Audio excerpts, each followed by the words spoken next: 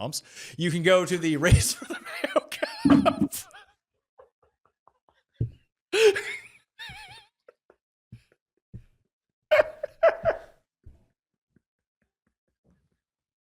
That's like the biggest laugh line of the year. Whoa, didn't see it coming. Mayo Experience. Mayo Experience. Mayo Experience. Mayo Experience. Experience. Welcome to the Pat Mayo Experience, Week 17. Picks against the spread, Cust Corner, and a very happy holidays. Merry Christmas. And Geoff, what's the one you do? Hanukkah? That's over though, right? Yeah, it's over. Oh, so we missed the boat on that one. That's okay. We got close to Christmas this year, which I always enjoy, and looking forward to Christmas. Merry Christmas to everyone. You like the overlap of it all? Like you would like them to be close. You don't want to get your days and then a little break and then Christmas, which you can really partake in anyway if you want to. Well, like when Hanukkah is like too early on the calendar, then it just feels like it's not even a holiday. I suppose that's true because no one else is really going along with it. Yeah. It happens. The coin's here. Jared is away, and shout out to Jared. It's Tibbs Eve where Jared is at, who thought that we all knew what that was, but we don't. But he's back on the rock in Newfoundland. Dayton's behind the camera. Everyone's here. In studio is chronic whiner about the Jets having no Pro Bowlers, Tim Andergust. Not my name. I will say Dayton was at least able to enjoy his iced coffee free from the reign of terror that would be Jared today. Geoff, my entire afternoon was 100 text messages that I had to go scroll through because someone was whining that their team didn't get any Pro Bowlers. Like, why should their team have Pro Bowlers? He's too sad. I don't even understand. Wasn't this just Pro Bowl starters? Did they announce the whole team? The whole team, I mean, they have a couple of alternates that only get in if people are hurt or don't play. You got to earn it. They're the only AFC team without a Pro Bowler.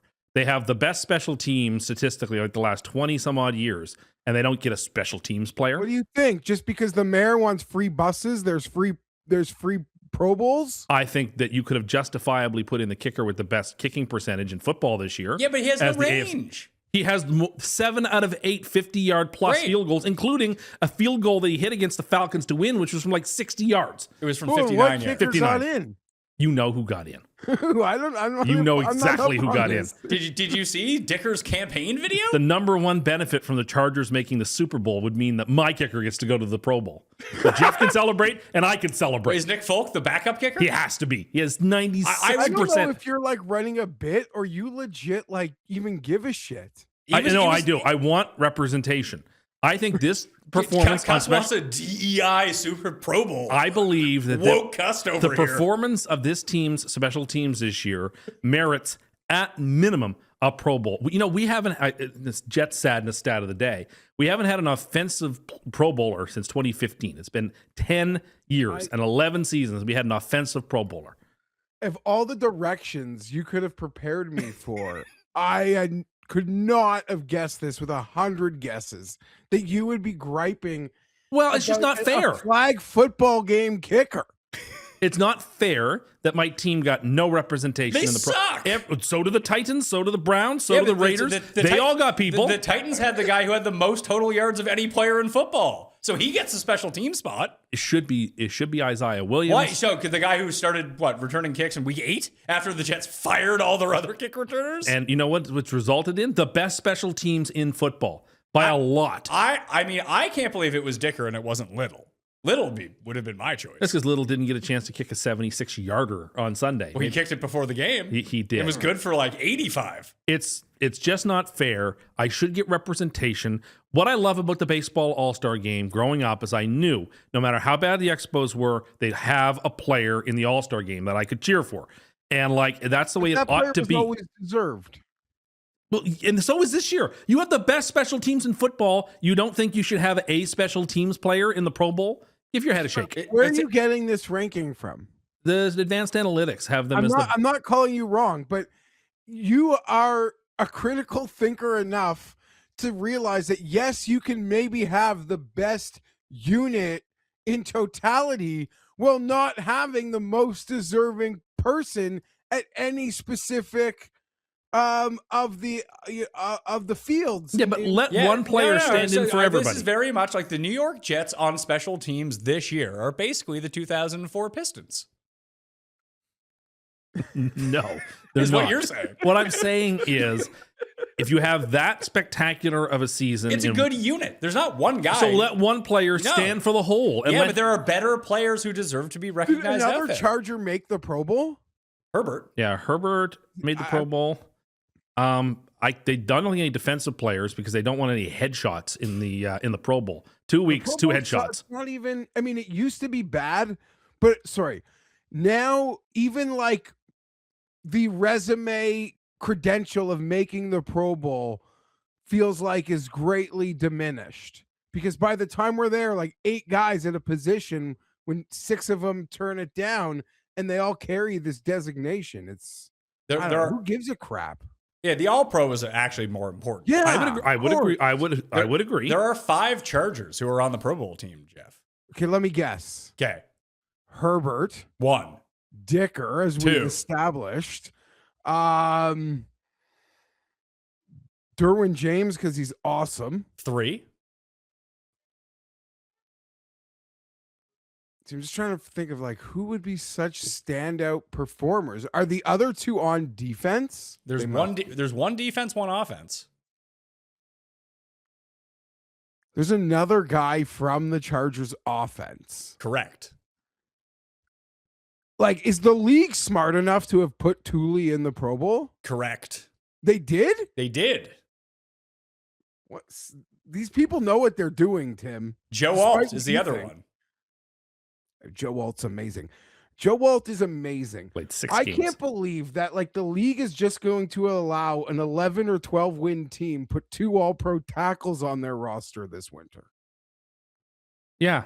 Okay. Well, the biggest buzz coming out of today that I saw was that Jesse Minter is now Everywhere. He's gone. He's gone. He's gone. He's gonna be gone. He's everywhere. It is just the only hope I have is he has like unfinished business, or the Chargers, which I don't think is possible, could go on such a deep run that some owners feel like they're on a clock and they don't want to wait it out. And maybe Jesse Minter is like in college and he's got like a 3-year degree to finish with me. No. Ben Johnson did that 2 years ago. It would be a travesty. Yes. I mean, the Cowboys didn't score in the second half. Once he figured out what they wanted to do, they couldn't do it anymore. He is so good. He is so good. Last year, we signed a bunch of guys on 1-year deals. They all got paid. They went to Camp Minter for a year. They got paid. This year, Benjamin St. Juste, Redskin, Commander fans like mocked me when they signed him. Like he's been fine. He's awful. The one from the Steelers, Jackson Dante, he's incredible. Like he's been incredible. One of the best. Like I don't know what goes on with this Jesse Minter fella, but yeah, now I see he's going to be on the Titans short list, the Giants short list, everybody's short list. Oh God, I thought maybe I could squeeze him through one more time. Dolphins, I don't know. Is he like the number 1 candidate now? That's the buzz for the moment. I mean, if he gives up 55 points of the Our Texans, ass kicked. When the game I want to get demolished. Tim, if we lose 62-7, I'll be like, tough day at the office. We'll get him next year. Wow. Can you? I wouldn't be. If I was you, I would not be praying for that though. Like I know that you feel like you have no chance to win. For that. I'm saying if they lose, that's how I want to lose. Okay, because I don't want to lose. If they lose, also, Tim will mock me now. I would like to win the division, but me now. A part of me would like to see this team get its fucking ass kicked before the playoffs. Every time this group's gotten its ass kicked, they have like responded for an extended period of time. Do you think that? Do you think the Broncos? Do you think that the Broncos are the same way? That it was just good that they got beat up by a good team? I don't know. Like for their sake, probably. About the Broncos, Pat, as a golf analogy. Ooh. Nothing is worse. Sorry. You always know in your stomach when you've got like a golfer who's probably overachieving, who hasn't had to overcome anything through like 3 days of the tournament and is in first place, but one stroke back is a guy that like overcame an OB, has just been like battling back a bunch. You're like, my guy hasn't been punched in the face yet. So I don't know how I'm going to respond. I trust the guy who's still here after taking hits. And I think in that sense, everyone wants to take a hit. And the Broncos, especially, they hadn't lost since the Chargers in week 3. Honestly, it's probably good for them to take an L. The exact thing that you're talking about is when I had money on Graham Dillette at the 2017 Heritage Tournament, where the biggest bugaboo with Graham Dillette is he can't chip. He had like the yips chipping. Immaculate ball striker. Never ended up winning on the PGA Tour. Now he's on TSN. I thought you were going to refer to another golfer who had 3.5 perfect rounds of golf and then things went sideways. Well, and then he retired from golf. No, we'll get to that. That'll come up in a Custy's conversation. I thought that's where this was going. No, I'm sorry. That's this coming up is an later. elaborate setup for that joke. That is coming up later. But I bet on Dillette that week, and he hit his first 61 greens in regulation. Uh-oh. Well, you can't chip yourself out of a tournament. No, if you can't if you're always every green. And then he started missing greens and then chipped himself out of the tournament game. He was winning like every day. First round leader, second round leader, third round leader, then just kaput. And I think Wesley Bryan ended up winning that year. Dear. But yes, let's talk about this. As many people, did you check your Twitter notifications? There were several mentions. There was when you say several, like 2? Yeah, like a handful. 20? Enough. Okay. So, Geoff, obviously you followed. If people don't know that Mito Pereira was on the short list of most Andrew-cursed people from, I believe, 3 years ago when Cust called his bunker shot at the PGA Championship a championship-winning shot. What did he do on the next tee box? What did he do? Put it out of bounds. Put it into the water on the 72nd hole to not even make the playoff of the PGA Championship. Since Then he got paid. he left the PGA Tour to join LIV, he has been relegated from LIV and now retired at golf at age 30. It's been a hard 3 years on old Mito Pereira. That's rough. I don't know what to say. If you don't tweet that out, does he still have a career? I have no effect on it. So yes, of course. And it's not like injury, right? He just straight retired. He's just sad. He's like, there's some sort of dark cloud around me. I need to get out of golf. So I would say the two first like young guys who've accomplished kind of nothing. Well, I don't know if he's in the same group. All right, no, we can't talk about golf. People got mad at us again last week for talking about they golf. just murdered a couple kids quickly, but maybe like Puig and some others. Hopefully they don't murder, but they Oosh. murdered some kids. Sadly, I wanted to talk more no about pun intended. I wanted to talk more about the AFC Okay. because I cannot remember a playoffs with like this weird collection of now 7 teams. Used to be 6, but I can't think of another season, another parallel to this where none of the teams seem overly good. It feels like any of these teams can win the AFC. And there's like one team with like a historical backing of being good, and they don't even seem like they're very good. But everyone's giving them the benefit of the doubt because they have presumably the best player, but that's all they got. James Cook too.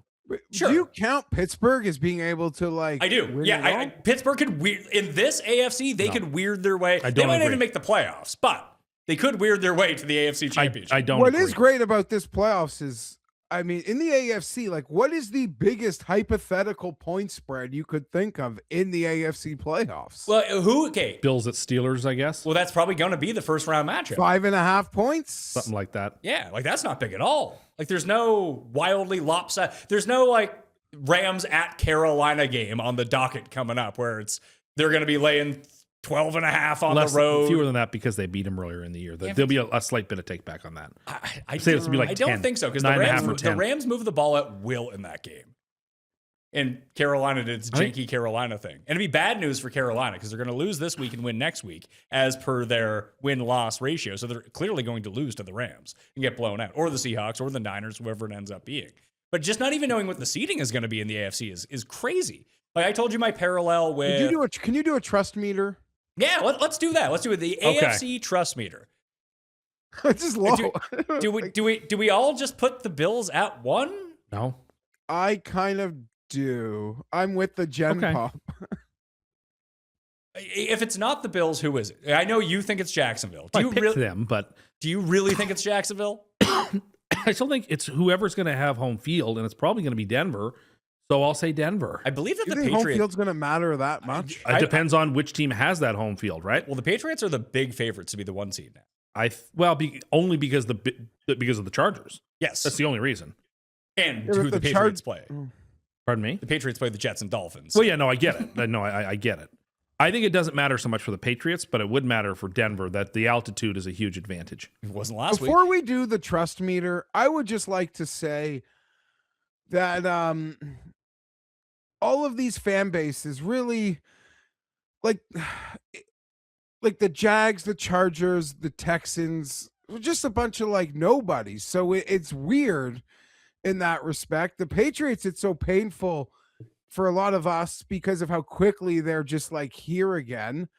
And Denver, all the credit in the world because how quickly they fixed a huge problem. And not that they've been perpetually here, but in my like boomer brain, they've won a lot, I guess we'll say. Yeah, they've been a successful franchise. Before last year, they had made the playoffs like 10 consecutive They seasons. won the Super Bowl 10 years ago. I know. they hadn't made the The playoffs for fans 10 years after probably that. think I'm Okay, so but they've won what? misremembering, but They've won 3 Super Bowls since what? 1997, 1996. yeah. Yes. So they have the third most Super Bowls over that time. I'd say it's a pretty successful franchise. Yeah, no, It's not like we're the Jets out here that haven't made the playoffs in 15 years. I'm aware. And can't even have a Pro Bowler. yeah, that's such trash. I'm It's such cheering. I'll be trash. honest. I'm cheering. If not the Chargers, any of the Jags, the Bills, and the Texans in no particular order, I'll be cheering for. Okay, well, let's do the reverse trust meter then. Who's the team you trust the least in the AFC? Pittsburgh. Pittsburgh. Yeah, it is Pittsburgh. But I don't think that there's like a noticeable gap between Pittsburgh and like, Rodgers looks awesome right now. and then he won't 1 week, and then he will 1 week, and then he won't 1 week. Like if somehow the first round matchup ended up being Houston at Pittsburgh, you really don't think that Houston could lose that game? Houston. Unlikely. Here's the thing, like you sort of said, Pat. Like all of these teams could lose to someone else. CJ Stroud sucks. He cannot throw to the outside. He cannot hit layups, right? And they struggle to run the ball. And the one thing that you need from that quarterback and offense is when you have like a free 6-7 yard completion, you like have to get it. You have to get it because you're not getting the other stuff right now. He is just horrible. He's not seeing the game right now. Houston is going, and they're going to strip sack their way, Stingley their way into postseason victories. Can you do that 4 times with CJ Stroud? The 2 wins that CJ Stroud has, this team got 10 interceptions in 2 games combined. Between Flacco and Herbert, 10 interceptions. That's the good. playoff wins. Yeah, the 2 playoff wins that he has. Yeah. That was the worst. That was the worst. So Pittsburgh I trust least. And then I have to then start working through, say, okay, like, so what teams do I think have the weakest combination? Let's start here. Let's try to identify what the best units are, because weirdly, we're probably going to end up on the Jags, because I think that the Jags at all 3 levels are kind of like your Jet special teams. Bingo. They don't have the best of anything, but they are the most balanced of all of these teams right now. Undeniably true. Their offense is good. I mean, outside of blocking, the Chargers would be second. The Chargers have a good special teams, a good offense, and a good defense. They just can't block. And who knows who's going to play for them based on suspensions, in each game. I've not known. This with an edge, like an over the line team. I'll have to embrace it. I don't know how you would do it if it was your team. 2 games for Perriman. That's a lot. More than I thought he'd get. There is no way that can stand. Firstly, he should have been ejected. Yes. Because the hit that Tony Jefferson got ejected on a week ago was not as vicious as the hit Perryman didn't get ejected on. It was, yeah. I mean, I don't condone. I'm embracing it, but I don't know if I condone it. It's a lot like if you had who are the types of players that I'm thinking of. Sean Avery was the first one that popped to my mind. It's funny that I think of hockey players first. Like if you have Sean Avery Tom Wilson. What's that? Tom Wilson. Claude Lemieux would be another one. Claude Lemieux is a great example. Yeah. I'm trying to think of basketball guys that would be like Draymond Green is most definitely like this. Yeah, Draymond. Darcy Tucker. Yeah. Just guys that everyone else in the world hates, but when they're on your team, like they're all right. I don't know if the Chargers listen. Is that where we are? Like we're a hateable group? No, I don't think that people pay enough attention to the Chargers to hate them, honestly. They're just, I don't know. They're just, yeah, they're banging. They're banging. It's acknowledged, but Tim, you know what? If in maybe in that big game, someone doesn't want to cross the middle or wants to turtle on a pass because they're afraid we might do something, just is what it is. And full disclosure, I hate having to admit this. at no point in the season, like, do I feel this way. But right now, anytime any of these fellow AFC dance party, ticket holders, I'm sure they feel the same way. So I can say this. When I see like someone down on their squad, I just like don't give a shit. I just don't give a shit. Like someone else get in there. I'm dealing with it too. I don't care. I don't want any quarterbacks to get hurt, but like when someone goes down now, I don't care. Stay down. So if we're gonna Merry Christmas. No, I don't mean like watching a Chargers game. I mean like if I'm watching Denver and Jacksonville play, stay down. Stay down. I don't care. Okay. You feel that about me? I don't care. best quarterback in the AFC Josh playoffs. Allen. That has to be Josh Allen. Or Drake. I mean, Drake May's probably going to win. He's going to be first or He's second. still not the best because Yeah. he doesn't have playoff wins. But it's- and but you it's can- Allen May's then having May. a better season, but Allen is the better quarterback. And Lawrence, with the way that he's played the past 4 games, I would take May over Lawrence. That's me. It doesn't matter who you are until you win playoff games. It doesn't matter, and I'm living proof of it. Like it does not matter. I'll take the what is it? The egg in the hand with Josh Bird Allen. in the hand. Yeah, the bird in the hand. Take some He's the eggs best. too. Get it to go. Whip him at his opponents. So, but the best offense in the AFC. There's the answer statistically. There's 2 teams that are above everyone else statistically, and it should be unsurprising. They're the team with the 2 best quarterbacks. Yeah, the Patriots and the Bills. Yeah, The Bills have per DVOA the best offense in the AFC I can see that. by a little bit, and then it's the Broncos and Jacksonville just after. I can't pick a team whose defense is horrid. I just can't do it. And that's the Bills. So that writes the Bills off. They're gone. They're just too bad. And I, I feel also like, can't pick. I and feel, I also I feel can't like you pick can a, patch many together teams- defense. but I also can't pick a team that has no offense. So that's why I have to How write Houston many off teams in the and the Braves and the AFC? Steelers off. How many teams in the AFC though can go can go score for score with them that you're worried? Like if they play Houston, they'll score enough to beat Houston. They agree. didn't If when they the played them. Chargers, they'll get to like the 24, the 22 to beat the Chargers. Jacksonville and Denver can keep up with them. Yeah, then that's Those 2 then- teams. I think Yeah. the Patriots can keep up with them too. Well, certainly if the Patriots get all their guys back and that offensive line is healthy, they have the best. And we saw it on Sunday night. Their deep passing is the best thing that anybody does in the AFC. Their deep passing attack is the best thing that a team does.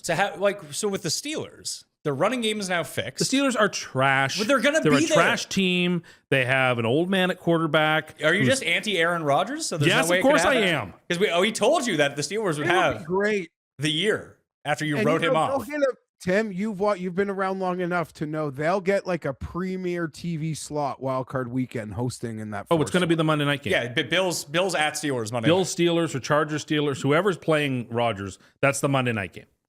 And that way you don't have to have Carolina in the Monday night game. And particularly, yeah, exactly. But I really think, if Geoff wins this week, he'll have a chance to play for the division next week. Best And defenses. I want that because I want the nightmare scenario to be a possibility for the NFL. Because the Rams and Chargers could both quite conceivably host the championship game. So It what means happens? that they can't have them on the same day. They have to go Saturday, Sunday, or Sunday, Monday. So the Chargers would go Saturday because we're the tenants. Yeah. No, it depends on who the early game versus the late game is in the schedule for the So that's AFC the and league. NFC. The league would take over the stadium. I mean, whoever the early game is scheduled, I think would go And first. the league would dictate this. Yeah, I think that they would throw whatever out the window at that point and adjust it to Chargers play Saturday, Rams play Sunday. Or Chargers play Sunday And or Conker could be Monday. like, I'm not giving them the keys to the building on Sunday. Put in the lock. We didn't tell you the code. Like there are Suckers. obviously there's 2 stadiums this can happen in, but this one can really But how do happen. you turn the game over? I guess it's just It's the next day. That's why I mean there's one day after the other. Like, would the Chargers be playing on Rams out end zone turf? No, they would swap they it out. would, they would split one It won't game be would the be same day. Saturday. It won't the be next the- one would be Sunday. Yeah, one game would go Saturday, one would go Sunday, or one would go Sunday. I think more likely one would go Sunday, one would go I Monday. don't think they would do it on a Monday. I think they No, 'cause would. They can't let anyone. Then someone plays a championship game on short rest. So I guess maybe. Yeah, That's I don't know. 13 This is days all versus weird. 14 days. The Chargers aren't getting there. Don't. No, they mean the other way. Like that both those teams, you'd have 6 days instead of 7 days. potentially. Or if a team played on Saturday. So maybe Monday I guess it would would be also the better one. Yeah, it would probably. Yeah, I think it's far likelier that because you could have 1 or 2 Saturday teams in there. Yeah. I think it's far likelier it would be a Sunday, Monday. That's probably how they would actually do it, by the way. That if both of the NFC teams played on Saturday, they would play that one on Saturday.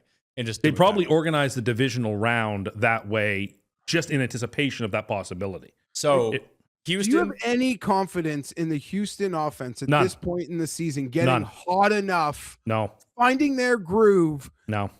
to win? If I told you that Houston every single game in the playoffs scored 24 points, do you think they'd win the AFC? Yes, I think they'd win they're a going to game. the conference final. Then, yeah, I think they'd win a game at that point. I don't know More, if they would maybe win more. the AFC, but they could scoring 24 points a game.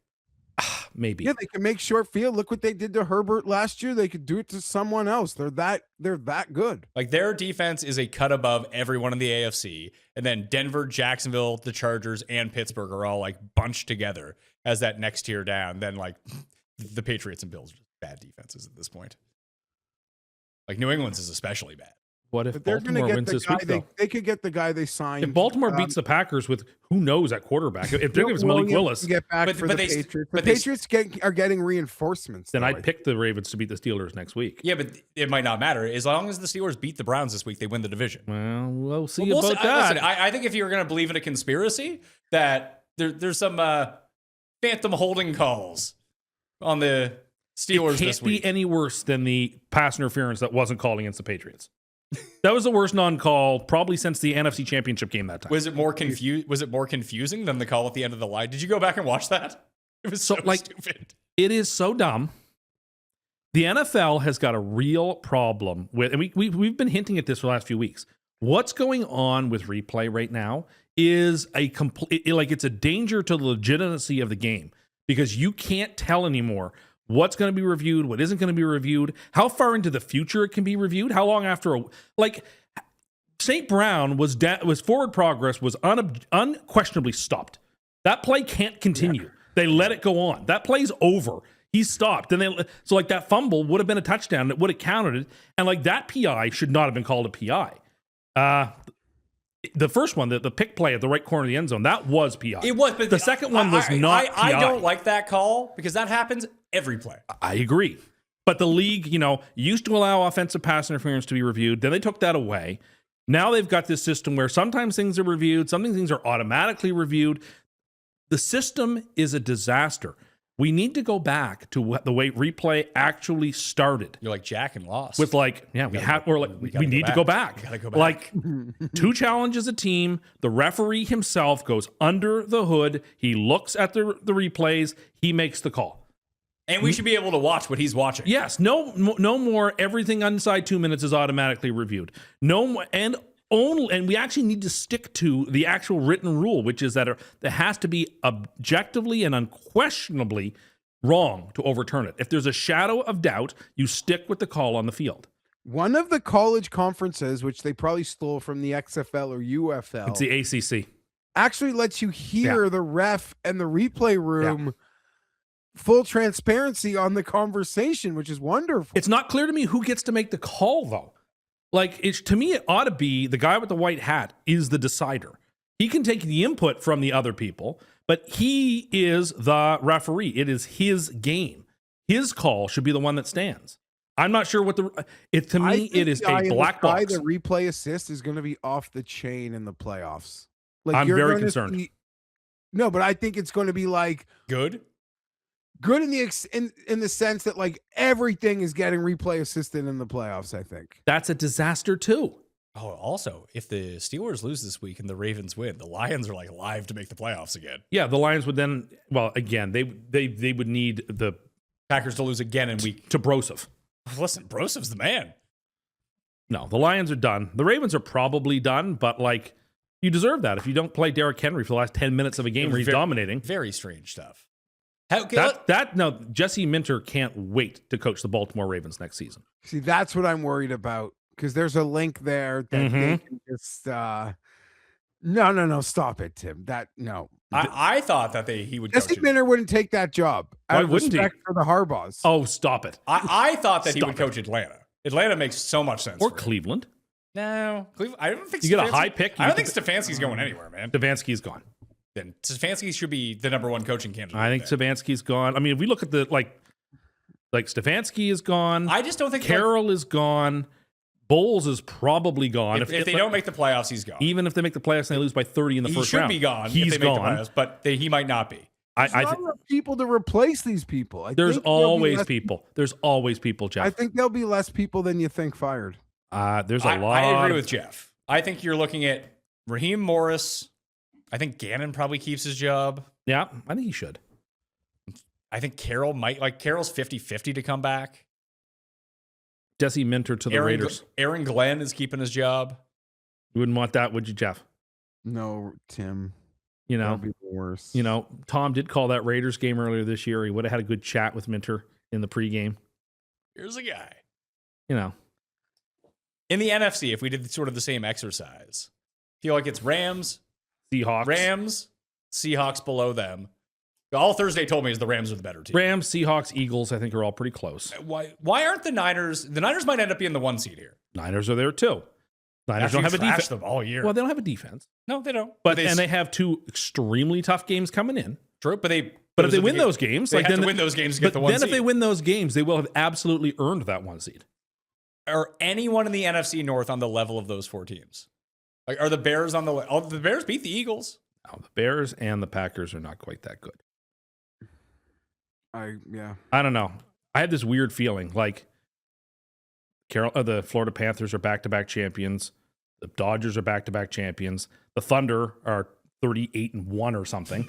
The Eagles, we could legit have all 4 teams be back-to-back champions in a 2-year span. I don't see it with the Eagles. Could see it. The Eagles have all the pieces. Yeah, but this team is not that much worse than it was that won the Super Bowl. If they get hot. Listen, I feel like we're suffering from Kansas City Chiefs syndrome with the Eagles right now. Well, where we just expect them to be at the level they were at a previous year that we saw them, and they just haven't done it. Except they're winning these games.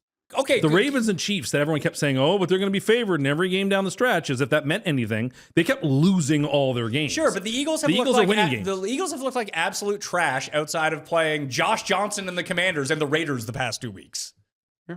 Don't sleep on them. Do not sleep on them. Don't forget that they lost to the Cowboys, Bears, and Chargers. That team has been in the Super Bowl 2 of the last 3 years. Don't sleep on them. Our mini game of ranked choice voting, I guess, gives us a Rams-Jaguars Super Bowl. Yeah. That wouldn't shock me. I still think the Seahawks head-to-head would probably beat the Rams again, but hard to say.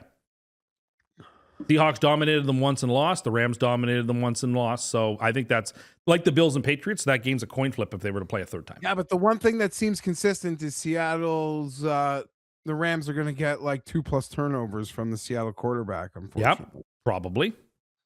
Weirdly, the Niners are such a weird team in this. The Niners' problem is they don't have a defense. So you besmirched their offense last week. I told you. The Niners' offense, very good. Their offense played great. Well, that was the best game I think Purdy's ever played.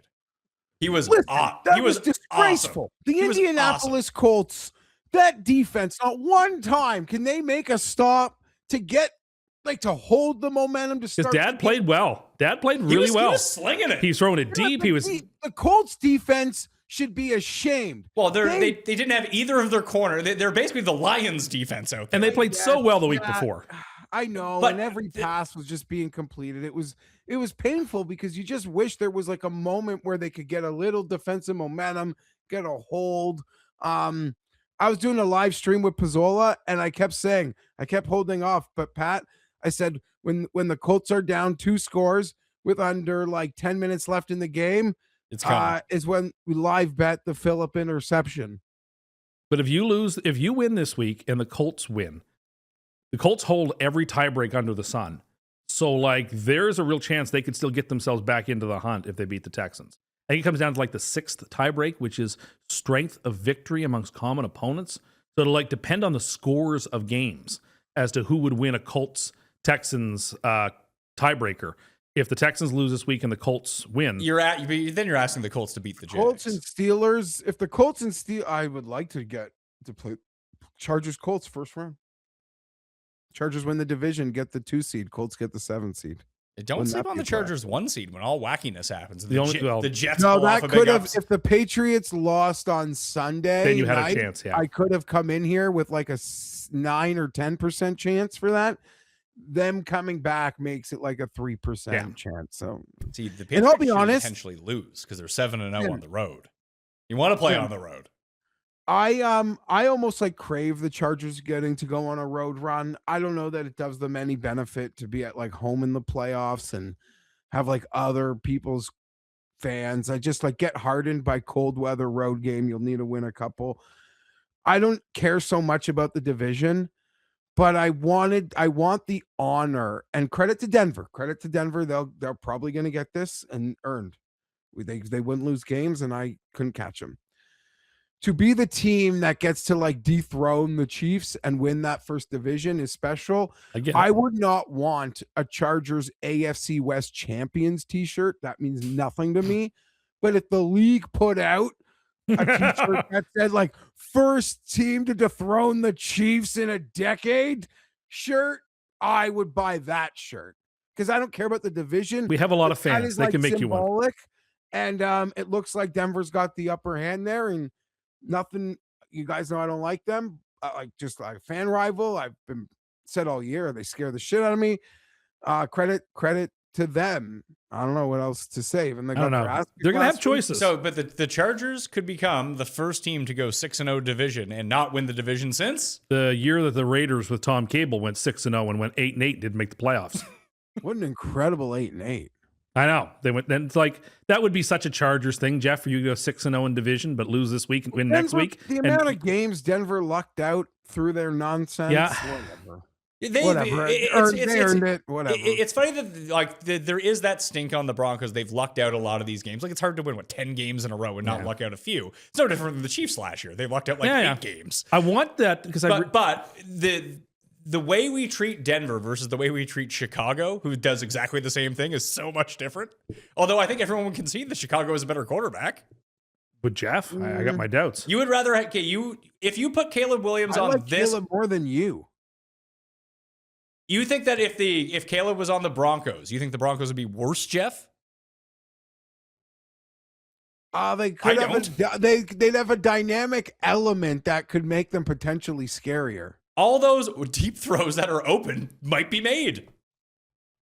Maybe. I think Denver gets more respect than the Bears, because they were in the playoffs a year ago. Yeah, but they weren't and their offensive and defensive lines are like both in the top 3 in football.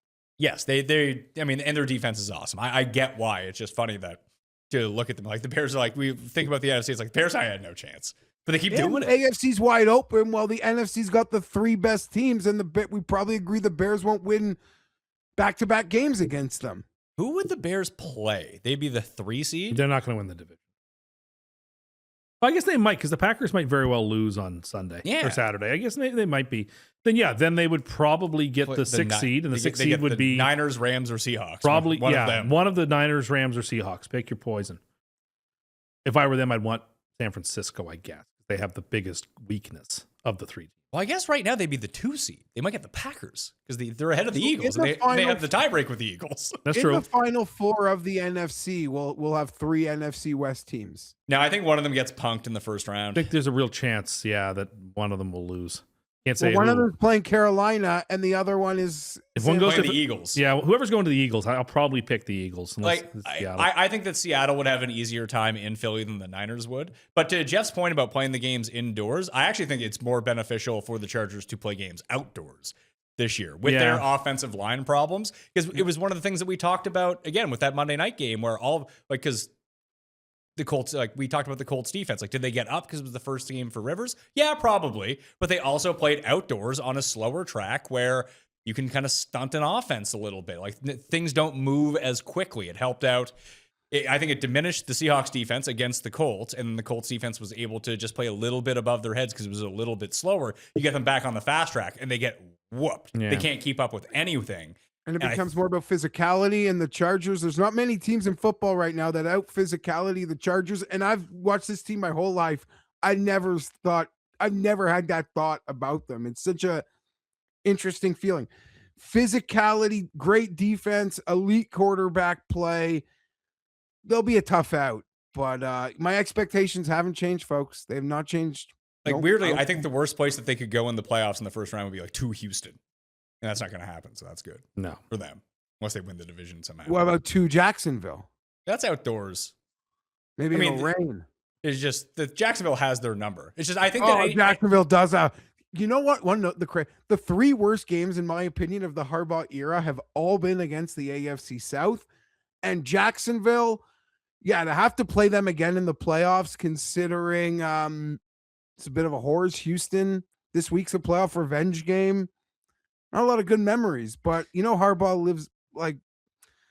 Harbaugh builds into that shit, so hopefully it'll get the players going. I would just worry like the Texans too. I mean, we'll get to this game because it's happening this week on Saturday as well, but this game's in LA.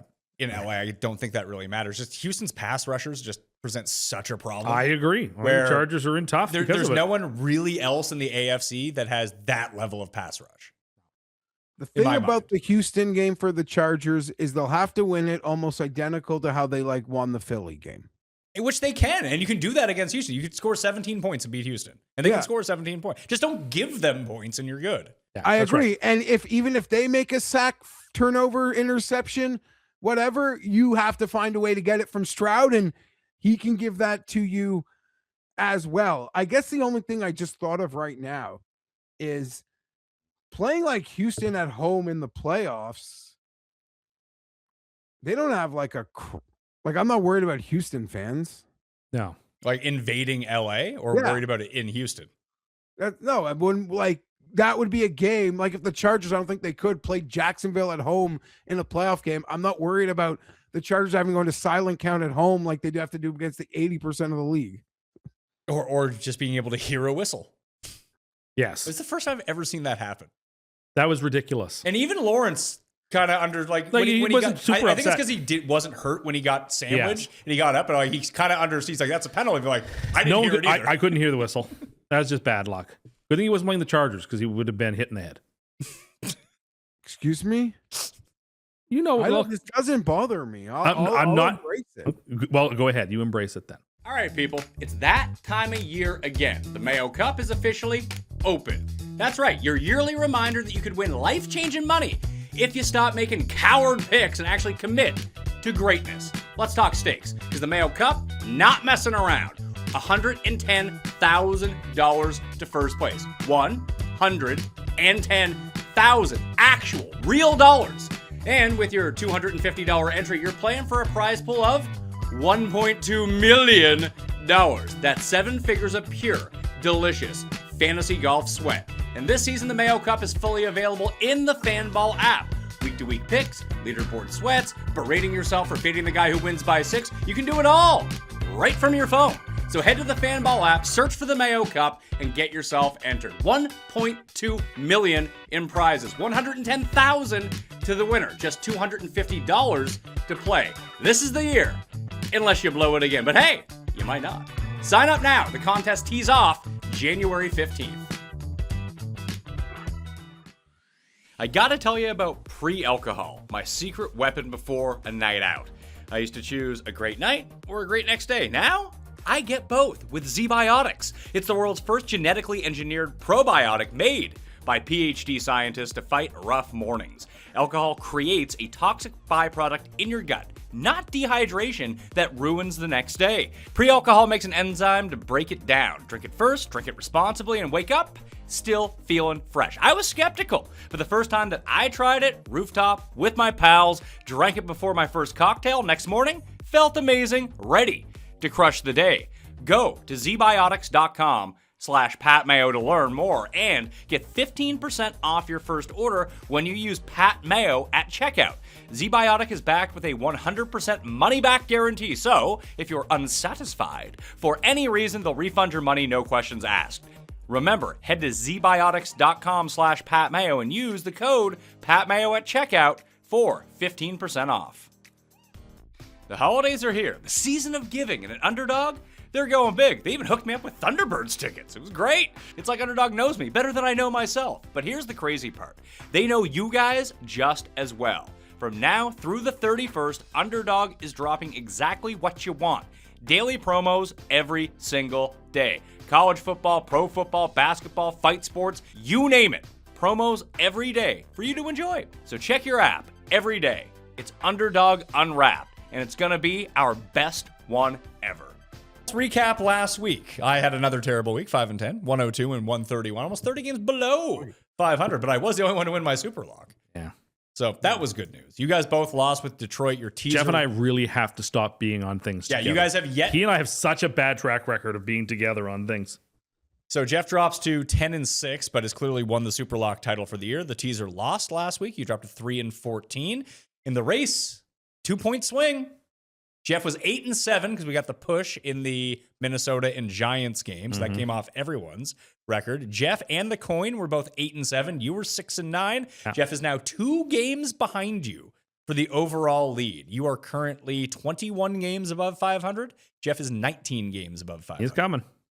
He's coming like a Chargers defensive back right at me. It's impressive years, guys. Keep your head up. I better on a swivel. Yeah, well, don't duck to protect yourself and lower your head because then we're gonna hit it. Christmas Day, 3 games, all of them terrible, all of them at least 7 points, and a bunch of backup quarterbacks are playing. First one is Dallas at Washington. Washington is a 7-point dog at home. 51 is the total. They signed Jeff Driscoll, to the active roster. So in my mind, that means Mariota-san is not playing. It's going to be Josh Johnson. So you're going to get Dak versus Washington. Is this still, because it's a division game, it's outdoors, it's on Christmas and like a wonky week, Dallas has absolutely nothing to play for. Is 7 too many in division? No, it's not. Not in this circumstance. Because there's Jeff, I mean, we get to Cust poinsettia parlay, as I was telling him before he told me what it was. I told him the most square bet and most popular bet of the year is going to be all 3 of the favorites on a money line parlay together on Christmas. You're probably right, and it's probably gonna lose on the first or last leg. Yeah, which one gets it? Well, I guess usually if they get you on the first one, Pat, then people think they can re-up for the next. Then they'll get you. That's what happened on Thanksgiving. It's Christmas. It's a giving season. It's a giving season. This game, if anything that Josh Johnson is involved in, is just a nuclear disaster. Stay away from it. So I don't think it's enough points. Yes, Dallas has got nothing to play for, but Dallas still has a bunch of playmakers. They seem like they're still playing hard, even though they're being beaten by better teams. I think Dallas takes care of business. I like the Cowboys. I'm with Tim. And then the first part of the 7-point teaser, which is the point set of parlay. Yes, we did this out, that the 7-point teaser will pay plus 120. Plus 120, where the 3-leg money line parlay, which would get you more points, is minus 120. Yeah. So you get a 40-cent swing on the 7-point teaser instead. So that almost guarantees that Kansas City loses by 6 to Denver. We shall see. Do you like Washington at all here, Jeff?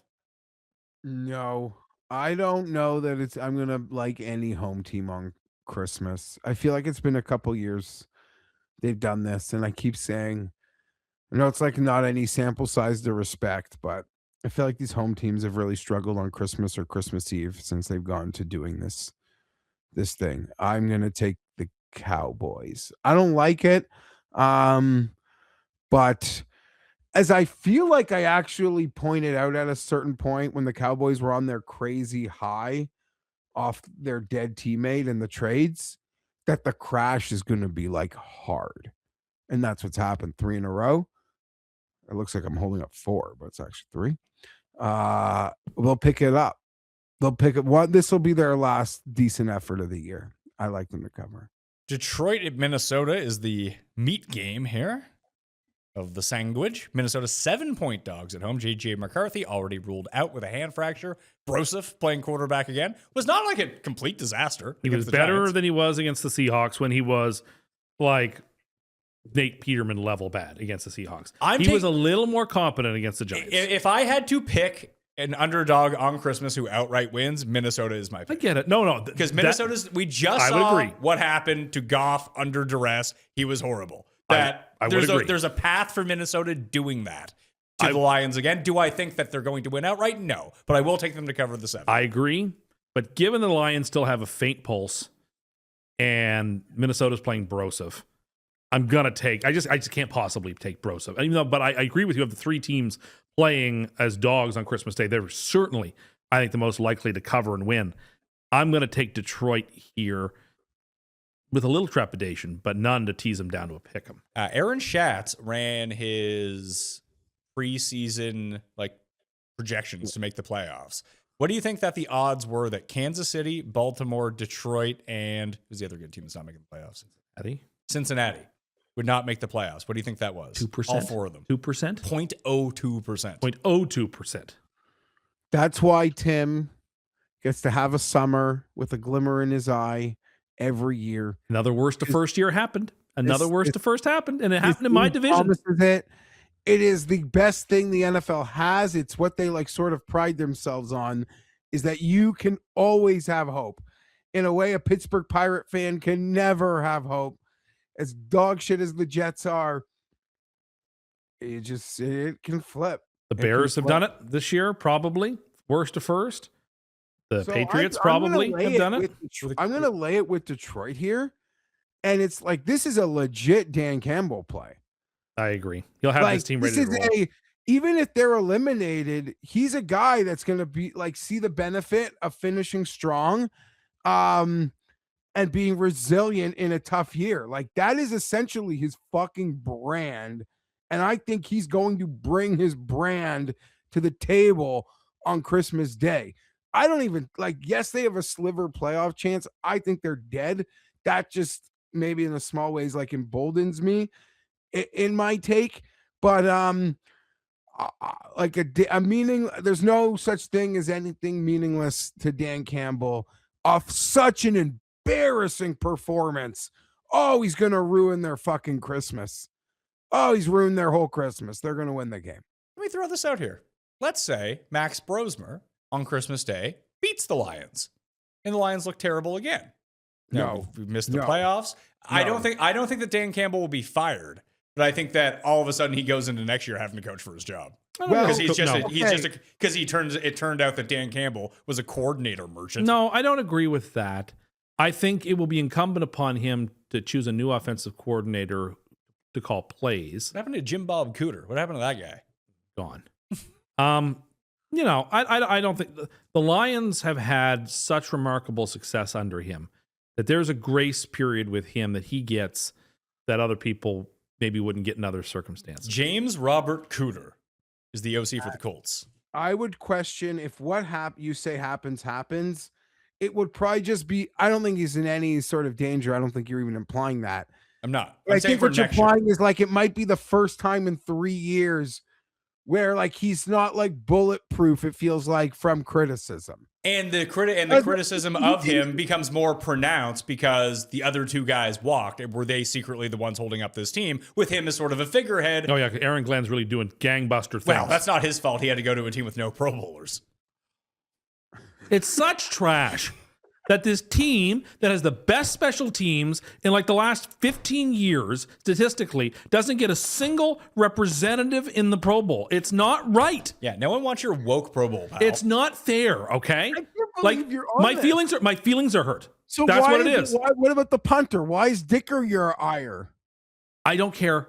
Well, I mean, I think it should be Folk because he has the best kicking percentage of anybody in the NFL. Yeah, but they don't let. But he's not the best because they don't let him go for the longer ones. They did, and they won a game on it. He kicked a 59-yarder. The other and won the game. Little's like, hey, you gotta give the best. Get me out there. The best special teams should get representation in the Pro Bowl. Have you done a side-by-side statistical profile of kicker A? Like we should, the people do that with quarterbacks should present that with the kicker A and B. No, you're right. Everyone on the Jet special teams is terrible. Don't let any of them in. No, you're right. They're the worst ever. You know what Dicker's stats are? Like, are you just angry? He has like 10 more field goals. But he's 5 of 6 from kicks over 50 yards, whereas Folk is 7 of 8 for kicks over 50 yards. What's Little? And Little is at 94% kicking percentage. He made the record. Oh, no, not Little. Sorry, kicks. Dicker is 94% for kicking percentage, but Folk is 96%. Listen, those were nice kicks. The greatest kicking performance of the year, other than that dude's coughing corners when he did it back-to-back on primetime, I forget who the punter was the kicker for the Bears. Hitting those draws in the wind. Oh, those were the two most. I couldn't believe they kicked the extra point after the touchdown to go to overtime in that wind. I was like, are you out of your don't you think mind? playing a backup quarterback at home changes the calculus there? Even No, for an because aggressive guy? because what are the odds? You're the better team at But that point. but the extra point is already somewhat tenuous in the wind. Is my point. No, not that kicker. Well, seems. evidently. I was surprised, and I had a live under that wanted them to go for it, the 2, because then I could have won regardless. Whenever you have a live under, they either never go for 2 or get the 2 to like screw you to go to overtime. We should have a Pro Bowler. I'm upset about it. I deserve that. Sauce would have been a Pro Bowler if he stayed with the Jets and didn't get hurt. Is Probably. this like a Park Avenue thing? No, It's just that they have a shit team with no good players. although if you're telling No, me I'm they're being asking how he punished, frames if you're it. telling me they're being punished for their performance last year, I wouldn't be shocked. This is a way to get some retribution on what they did last year by having 9 primetime games and winning 3 games. there are 3 teams in football with a worse than 125 point differential. Do you know who they are? The Jets, Yes. The Titans, Yes. the Raiders. Those are the 3. Those are your 3 worst teams. Yeah, the Bears were down there too in terms of like winning points because they got blown out in a couple of games, Yeah. The Bears are plus 33 in point differential. which is all right, but not for a team that's got 11 wins. Well, how about the Panthers who have 8 wins? They're minus 50. The Panthers are such a bad team. if you did the list like I did, like the 10 things that bother you most about the league, would not everyone being represented at the Pro Yes. Bowl be on your list? Yes, it would. It wouldn't be as high as like the Super Bowl logos or the replay system. But yes, inadequate representation of all franchises in the Pro Bowl would definitely, the whole Pro Bowl system would be. It's about every kid who's a fan of a team turning it on and seeing their logo involved in the game. That's right? the way the All-Star game works in baseball, and I loved it. But no one watches the Pro Bowl. No one cares They about used the Pro to. Bowl. People actually did. But people liked. People used to watch it when it was the week after the Super But Bowl and the in Hawaii. highest rated All-Star game has always been the baseball Of All-Star course, 'cause game. there's literally It's nothing the- else on TV. But it's also In the the only same one that way- makes any sense. The Pro Bowl does ratings in the Golf had same one way last week. anything It's actually golf fun. CBS puts on Sunday afternoon just rates well. Doesn't matter what the tournament is. Doesn't matter who's playing. Jeff, well. did you watch the golf All-Star game? Because it was a lot of fun. I watched that. I'll be quick because I know people hate when we talk any of it here. I know you might not like what I'm about to say. It just reminds me that 4-day individual stroke play is the most boring format in golf. It is. It is. And there's so much Speed time golf, on the that's where it's at. calendar to do so much more.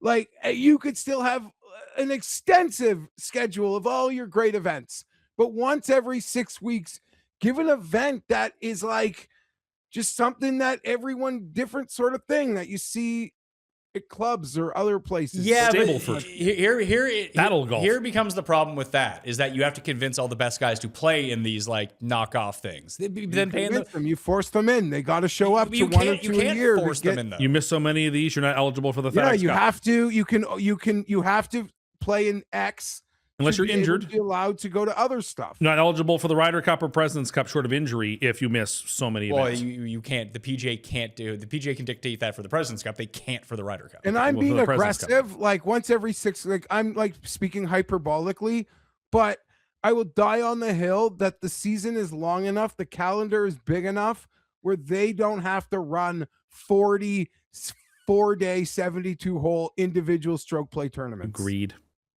So Minnesota, I'm the only one on Minnesota Island here. The rest of you guys got Detroit. Broncos at Chefs. With who's this guy playing? I don't know. quarterback? I don't know who he is. I don't 13 know. and I a don't half. know how to pronounce his name. 13 I'm and sorry. a half point dog, 36 and a half is total. I'm taking Kansas City. I've seen Denver stink it up against the Raiders this year. I know, but this is like a whole other level of bad. They got better when this guy entered the game over Minshew. They got blown out by the Titans. I rest my case. You remember the message I sent? I mean, Pat sent a great little parlay Sunday morning that was 17-1. 17-1. I send 3-1 bets that I'm proud of. But you remember what my bet was? No. Titans Oh by yeah, the minus touchdown. 6.5. Yeah. Well, I mean, look, it came in. They got routed by the second or third or first worst team in football. They got nothing. This is no. I think this is a Denver keep it close to the chest game. Don't show anything. I think that Denver will play like Houston did last week. 31-6. I think this will be like Here's the 20-10.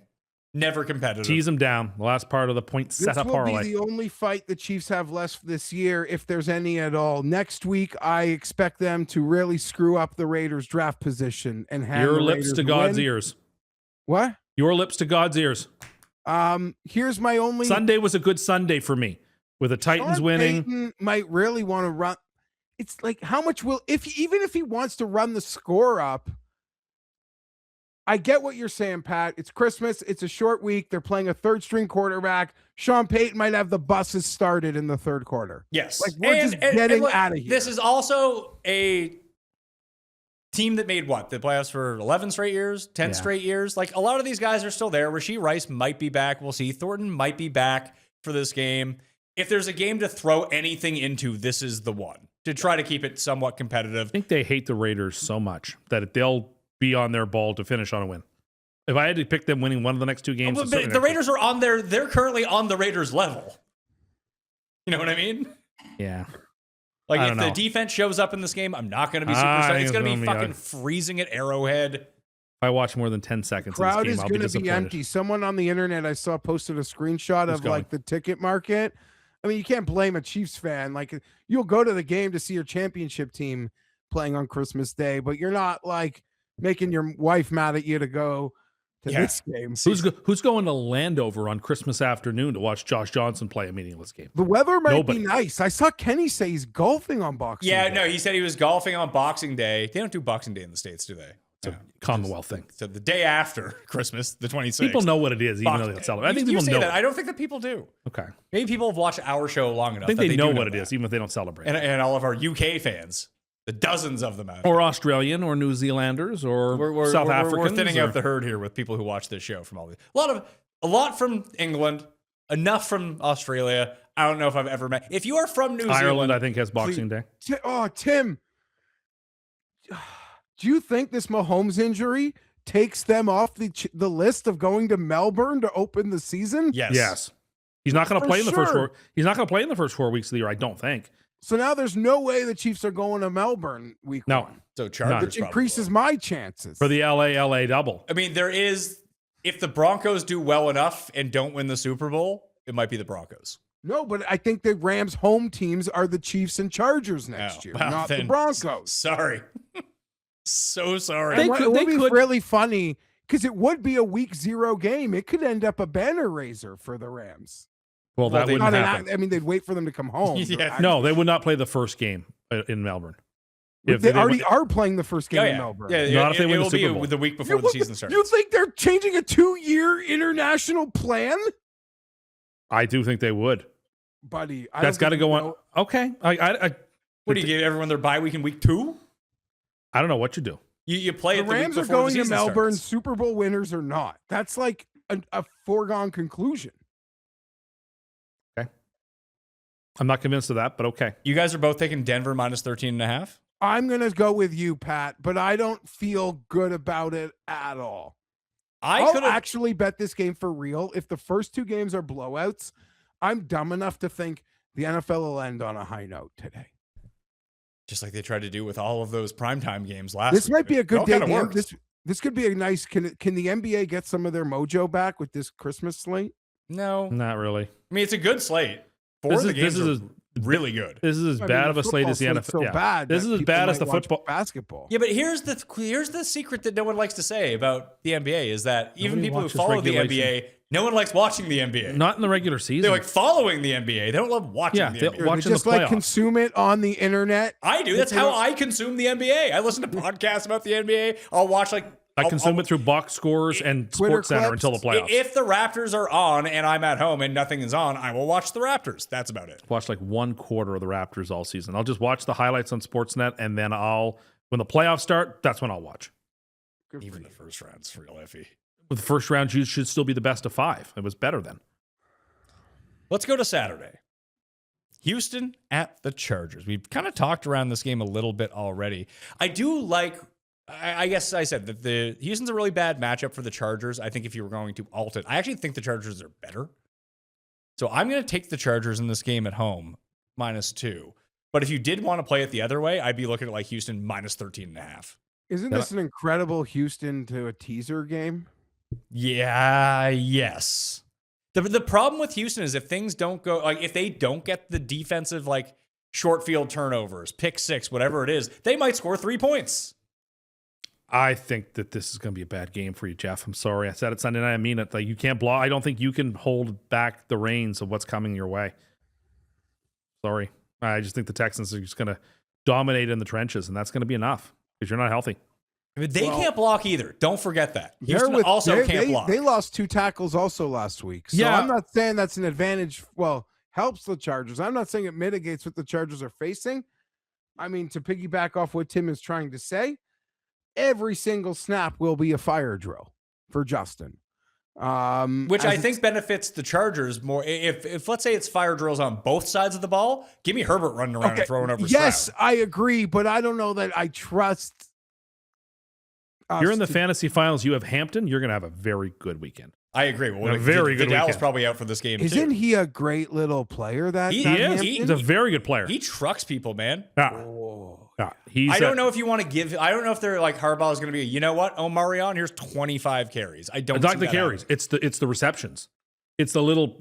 Oh my God! Will Anderson's going I to have a kill dumb me? question. Dump offs. If there's just one sec, Geoff. If there's time for Herbert, if they can manufacture time somehow in this game, I do think that the collection of receivers that the Chargers have pose a problem to the very good defense. Yeah, sure. Because you have like a size speed mismatch with everyone with Gadsden over the middle of the field. You're going to have, no matter how good the third corner is on the Texans, Keenan Allen's going to win his 7-yard route for a first down. I agree. If there is time to throw the ball. Keenan. So, and to think about it on the flip side, like Woody Marks is probably going to be back, which is helpful for the They Texans. need to be able to run the ball. Because Jordan and Chubb, I mean, Jordan ran the ball okay. Woody but- Marks might be the most important player to come back playoffs wise. Okay, if that's the case, Houston has no fucking chance of the winning Texans a playoff game. have to be able to run the ball in games. But he hasn't run the ball all that well. He But had, they like, 2 good have games. to be able to run the ball to have any hope of going anywhere in the playoffs. I don't know if they're If going to be able to the run the ball in Chargers this don't- game. If neither team turns the ball over, who do you think has a better chance to win? Chargers. So I think they can score points. If you've told me that the Chargers don't turn the ball over, that means they had time to throw. Yeah, but Houston might have 6 or 7 sacks. Yeah, that's a week That's and fine. punt and live for Sacks are another fine. day. Like, Low scoring, let's say like Remember 17, the Chiefs 14. game versus Houston a couple weeks ago? You just Oh, don't yeah, go no. for 4th and 3. Just punt it back to them. so I was in Kansas City for that game. It's funny you mentioned that the Chiefs tickets of like no one going to that game. We were like, Overzet ended up going. Nez and John were there too, and they asked me if they wanted to go. I was like, well, how much are tickets? They were like $13 for like midfield. Like, no one wants to go to this game. It's too cold. So I couldn't have, and they were These still in fans it are then. spoiled. They don't need to rough it out anymore. They're getting their fancy new stadium, it seems, as well. I'm going to take Moving to Houston. Kansas. Just across the river. It was a different state. Sure, but it's not. It's like going from Manhattan to going from Shea Stadium to East Rutherford. Yeah, but if you took stuff, I think it's more the equivalent if you move from East Rutherford to somewhere else. What happens to East Rutherford then? Well, So that's what people are. the Royals are going to stay. The Royals are staying in Kansas Yeah, City. they're not quite the draw as the Chiefs. No, but you still have something. There are. Kauffman Stadium's still there. It's right across. They share the same parking lot. It's quite Yeah. nice. But many people are talking about being like economically devastated, like that outskirts of Kansas City. That's what the state of Missouri made their decision. And like I saw it today, someone went through the list of all the professional sports teams that have left the state of Missouri, and it's quite a list. Missouri. You know, all the St. Louis football teams, Kansas City basketball teams, hockey team. Now they're losing their football team. It is what it is. What is it? It can't be the taxes. I'm sure. I'm sure it is though. It's no different than like a city like Oakland, which is like a massive city and a sport-loving city, but the state's just not going to spend public money, and I understand that, on these stadiums, and that's just the way it's going to be. They're taking a stand, and I respect that. You know what? You can go across the river. Kansas City, Kansas is adjacent to Kansas City, Missouri. You'll be fine. And they'll have a dome, which means they'll be in the rotation for a Super Bowl or two. They'll get some Final Fours. Mahomes gets to finish his career indoors because it'll be ready by 2031. So as he's getting like well into the twilight of his career, he'll finish his career inside, like the way Brady had to move to Florida to finish his career. It's a natural fit. So I like, Chargers? and it'll be close. You're obviously Hopefully- you're picking the Texans. You told me you're picking against the Chargers every week, so I don't know what you're talking about. Really, Jeff. I have no idea Jeff. what you're talking about, Jeff. but I'm picking the Texans to win Of course you are. first game. the stupid question I wanted to ask is, could this, or it's so hard to predict, could this be a game where like either team doesn't want to show certain Yes. things to I could the see other it. team? I disagree. I think the Chargers have too much to play for here. I mean, I really do Because you think, win this game and you win next week, you win the division. and to deny Denver home field is more important to me than the Chargers having home Like the field. Chargers That's have like more important. If I'm like a Patriots or a Jags fan, I want the Chargers to take home field from Denver. Definitely. and additionally, More than I actually, as a Chargers fan, want the Chargers to have home field, as Pat pointed out. as Tim pointed out too, that the Texans have a lot to play for here, is because if they lose and somehow the Colts win on Sunday, all of a sudden it's like a win and in game. Next Sunday night. And I mean, again, not that far of a stretch to imagine Jacksonville losing a game to the Colts. The Jags have played really good football. And I think It's the a bit Jags- of the where you're buying real high on the Jags. The reason to pick against the Jags in that AFC barometer is they're the stupidest team in the playoffs. And therefore we'll do stupid things. But you know what? Here's the thing, and we'll get it when we talk about Trevor. I think what I've been more impressed is I've been one of these people that have always believed in Trevor's ceiling. I've always glommed onto the ceiling plays. But for every ceiling play, there'd be like two brain devorocious plays. 2 picks from the 5-yard line. Be like, The- oh Those no. aren't- There like, you are just many, drop the ball many or clips But- this but- year but we of have- Liam Cohn Those just are standing gone on the right now. No, sideline. yeah, they're gone right now. Now. But Just now. But this is no different than like you guys were just victory lapping Darnold for the first 7 weeks, and then what happened? He starts doing Darnold things again. We have been through the wars with Sam, so we get to celebrate every victory. Sure, but with him. it did flip. Like, he's not playing like old Darnold. The guy could but, be 28-6 in 2 seasons. One of the greatest regular Sure, season performances but in yet football history. No one you could put a microphone in front of and be like, do you trust Sam Darnold come the playoffs? I trust him now. No. I trust Sam. He only played one playoff game. The wheels fell off in one playoff game, and it wasn't all his fault. That was I the trust Daniel him. Jones game, which no, No, he last lost to the year, Rams sorry. last year. Jeff, It happens. Cousins. Jeff, Yeah. do you trust Sam Darnold in the playoffs? I have a Seahawks Super Bowl bet, and I'm a Sam Darnold truther, and it's going to be a hard day. Yeah, you're not going to get people on this show to say anything mean about Sam. Try on the Best Bet show. You're not going to get it here. Oh, I mean, Cam on Sunday night was having Darnold like very, very pensive about Darnold. I would say that if you're a Seahawks fan, the thing that scares you the most about the Seahawks is Sam Darnold. It's the only thing I have left to like legit positively root for. It would mean so much to me to see Sam win a Super Bowl. I was so proud of him when he won on Thursday night. I was so happy. What if Xavier Williams gets named to the Pro Bowl as an alternate? Isaiah Williams. Whatever. Have you picked a new NFC team? Did that No. happen a while ago? No, he's staying on. He ditched Seattle. the Lions for the Seahawks a few weeks back Several weeks back, like 2 months ago. And Yeah, I'm you're sticking with Seattle. I'm not going anywhere. until they lose. You have to pick someone else. No, I'm sticking with Seattle, come what may. The Chargers can't run inside. Everything is with these extra tight ends and the big fullback, Matlock, and they just try to run these counter plays with Hampton.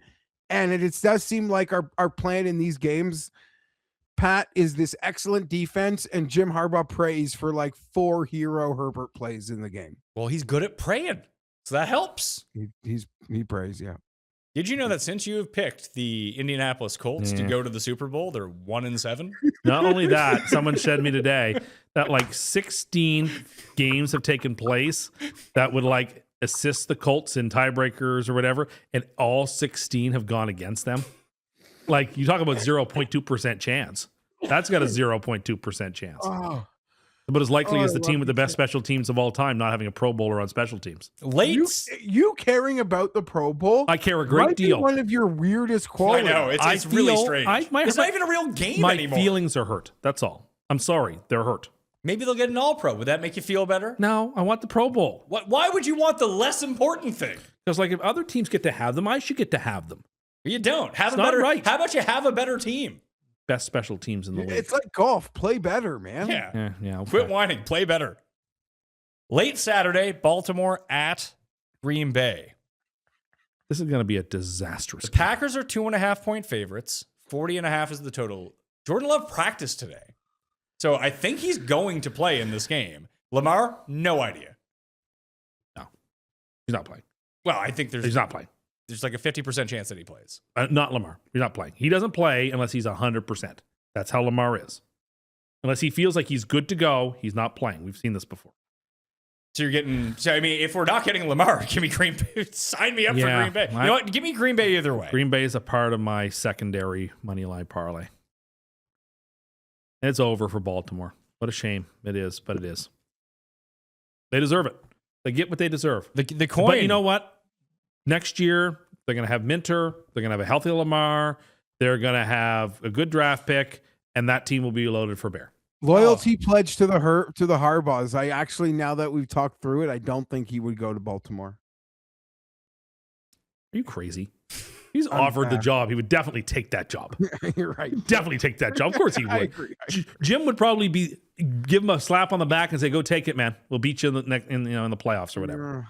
How can you pass up taking Lamar as your quarterback and you're a defensive guy and you get all the players they have on defense and some draft picks? Like, how do you pass that up? Like 2 weeks ago, he's a fringe candidate. Now he's like automatically a head coach.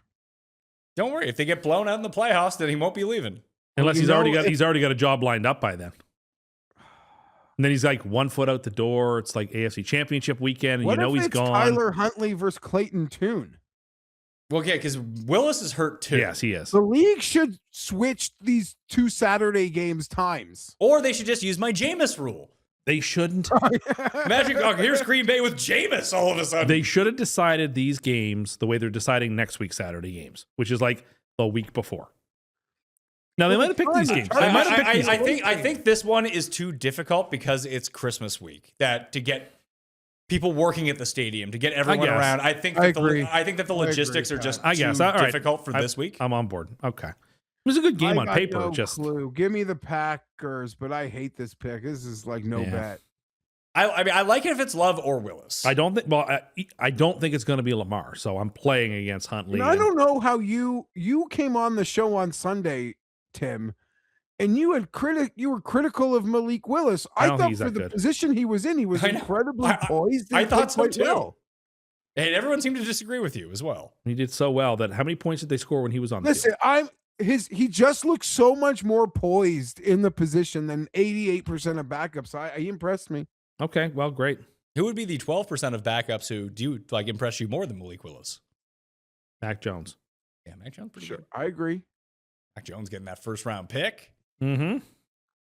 getting a starting job. Where's he going to be starting next year? Atlanta? Oh, or the Raiders. No, the Raiders. The Raiders are going to get your guy. No, well, we'll talk about when we get to it. I think it's now a done deal that if the Giants have the first pick, Mendoza's their guy. I don't think there's anyone. I don't know anybody who would say any You're different the now. only person who I've heard say this. Let's Oh, do this. Let's do this when we get there because I we might can. agree. I don't want to. I think there's something real to that. I'm Oh, I crazy enough- think it's a done deal. What do you do with Dart then? trade And him? trade him To who? to whoever would take him. If Lamar? no one would take him, all the more reason that you don't want him. If you can't trade him, all the more reason you got to take another guy first. Great, but Tim, that might have been the best point you just made.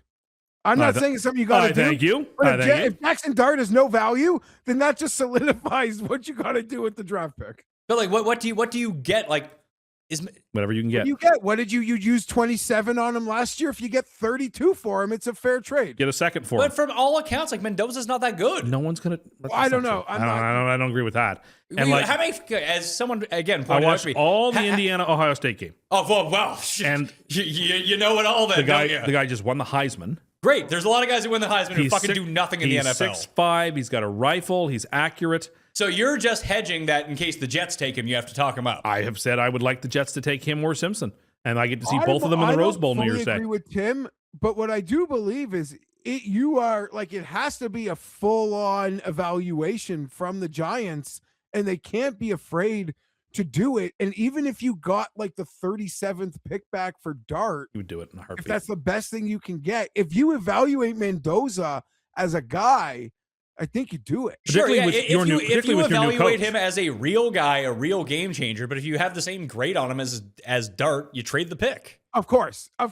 which I think But- that most but I people think do. Tim's implying they're not in that Jackson Dart and Mendoza in the same draft would go in different spots. I would like to hear from the people who actually watch college football. Where would Mendoza have gone if this year's Mendoza was in last year's draft? Where does he go amongst those quarterbacks who went? Yeah, good question. Because it seems to me like he would not have been one of the first three quarterbacks that went. And if that's the case, then he and Dart are basically the same. True. I don't want Dart. That's for sure. Well, you just don't like Dart. He keeps getting hurt. Got concussions. I just don't think it's a recipe for success long term. Which is why it may be tough to trade him too. Again, if that's the case, all the more reason. Go take the guy who's like the prototypical build of a quarterback.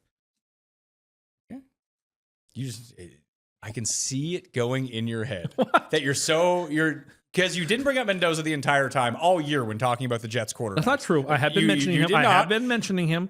Well, you've now started mentioning him because he's now the guy who won the Heisman or is winning the Heisman. But it's not just him. Like I think Simpson's a really good quarterback. You've now gone through 5 quarterbacks you said were awesome and should be the Jets quarterback. We're now to Mendoza. So now you have to start saying that he's good in case the Jets take him. No. You have to sympathize with a guy that's had to be evaluating quarterback since October because his football team is so bad. Thank you, That'll Geoff. put you in a pretzel, dude. All I've heard was I watched a 3-minute YouTube clip. This guy looks great. Well, I have been watching a lot of YouTube clips. Again, do you watch the bad plays from the YouTube I'm not clips? interested in watching the bad plays. I can evaluate based on the ceiling plays. You give me the ceiling plays, then I'm good. You know, we could run a promo clip of my picks this year where I'm 30 games under 500 to make it look like I never lose. You realize that? Guy won the Heisman. He's really good. We'll see how he does. I think he'll take apart Alabama in the Rose Bowl. So. Great. He can win all the college games he wants. Different game. Did you pick Baltimore or Green Bay, Tim? Green Bay, and I actually have them on my second I money line think parlay. we are 5 for 5 on the same side here. No, you went to Chiefs. Kansas City with me. Yeah, you took the Chiefs. I went Denver. Arizona and Cincinnati kicks off Sunday. This might be my super lock. We have 7 early games and 2 late games. Thank you, NFL. If you want to know why I'm 30 games under 500, it's for statements like this because I say it every week. I love the Cardinals in this game. Cincinnati is the second team on my money line parlay. If you had money on the Cardinals last week, Geoff, which I did, you would have watched a lot of that Cardinals game. And the one thing you realize is they kind of beat the crap out of Atlanta for 2.5 quarters and just settled for field goals every time they went down the field, which is so atypical of this Cardinals team. I don't think that Cincinnati's going to be... I don't think Arizona can stop Cincinnati. I also don't think Cincinnati can stop Arizona at the same time. So by the time that game was over, I think it was one of my biggest bets of the year because I think through the course of that game, Pat, I live bet Atlanta 6 times. Every time someone on Arizona got hurt, which seemed like every other play, I felt like I was just adding to my Atlanta position. That has to be terrifying. Live betting Atlanta? Hey, it was a profitable decision, wasn't it, Jeffrey? Yeah, but I lost a lot. Everything I did good with the Titans in Atlanta, adding Detroit everywhere, even on money line, just gave back a lot of my good days. Were you scared when Atlanta went for that 4th down to clinch the game and didn't get it and the Cardinals got the ball back? Because you knew they were going for 2 if they got the touchdown.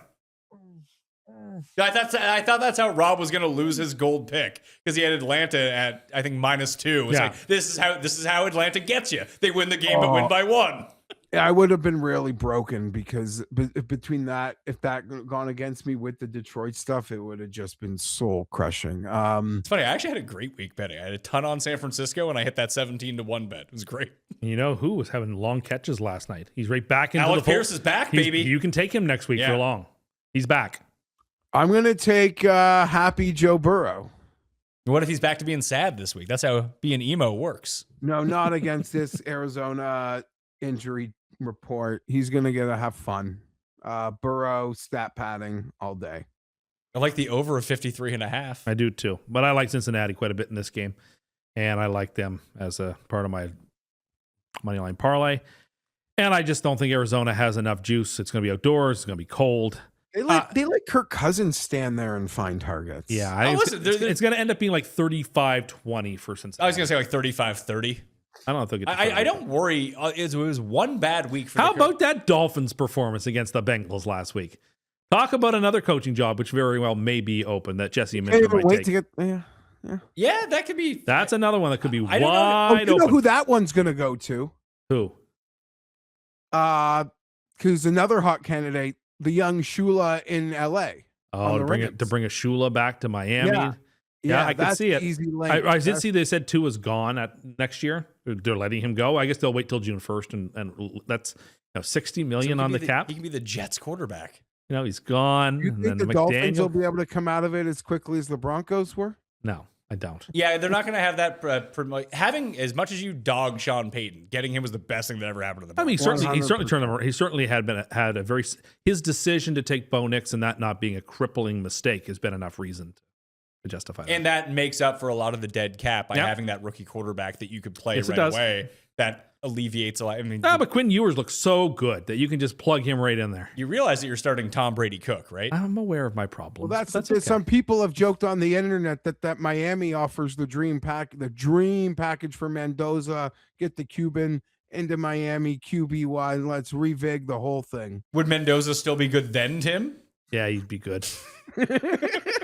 Yeah, he'd be fine. Would you enjoy Reddit then? No, I would not. Not that day. Because the Jets wouldn't part with any of their picks. There are picks, damn it. We're not giving them up. There are people on Jets Reddit saying that. What? We shouldn't trade any of our picks because you can just go ahead and draft Purdy in the 7th round. Tim, Yeah, don't worry. that works all the time, I've heard. Like, you realize the Jets try to do that every year. I can J- only Brady hope Cook I is can playing. make. I can only hope to make Tim happy in my end of season mental organizational ranking. That trading deadline day is a better day than 27 other teams in the NFL are going to have this year. If you don't make the championship round, I think I had a better year than you.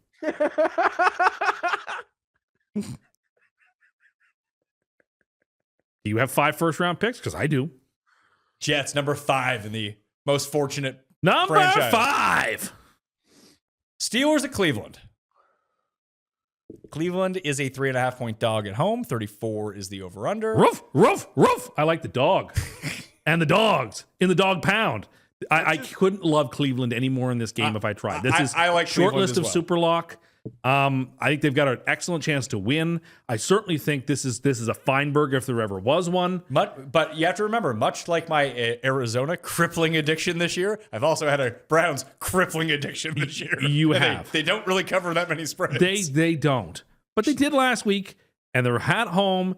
And this Steelers team, we just spent wasted brain cells discussing how the Steelers could get to the Super Bowl or could get to the AFC Championship game. Earlier in this show, when that's not going to happen.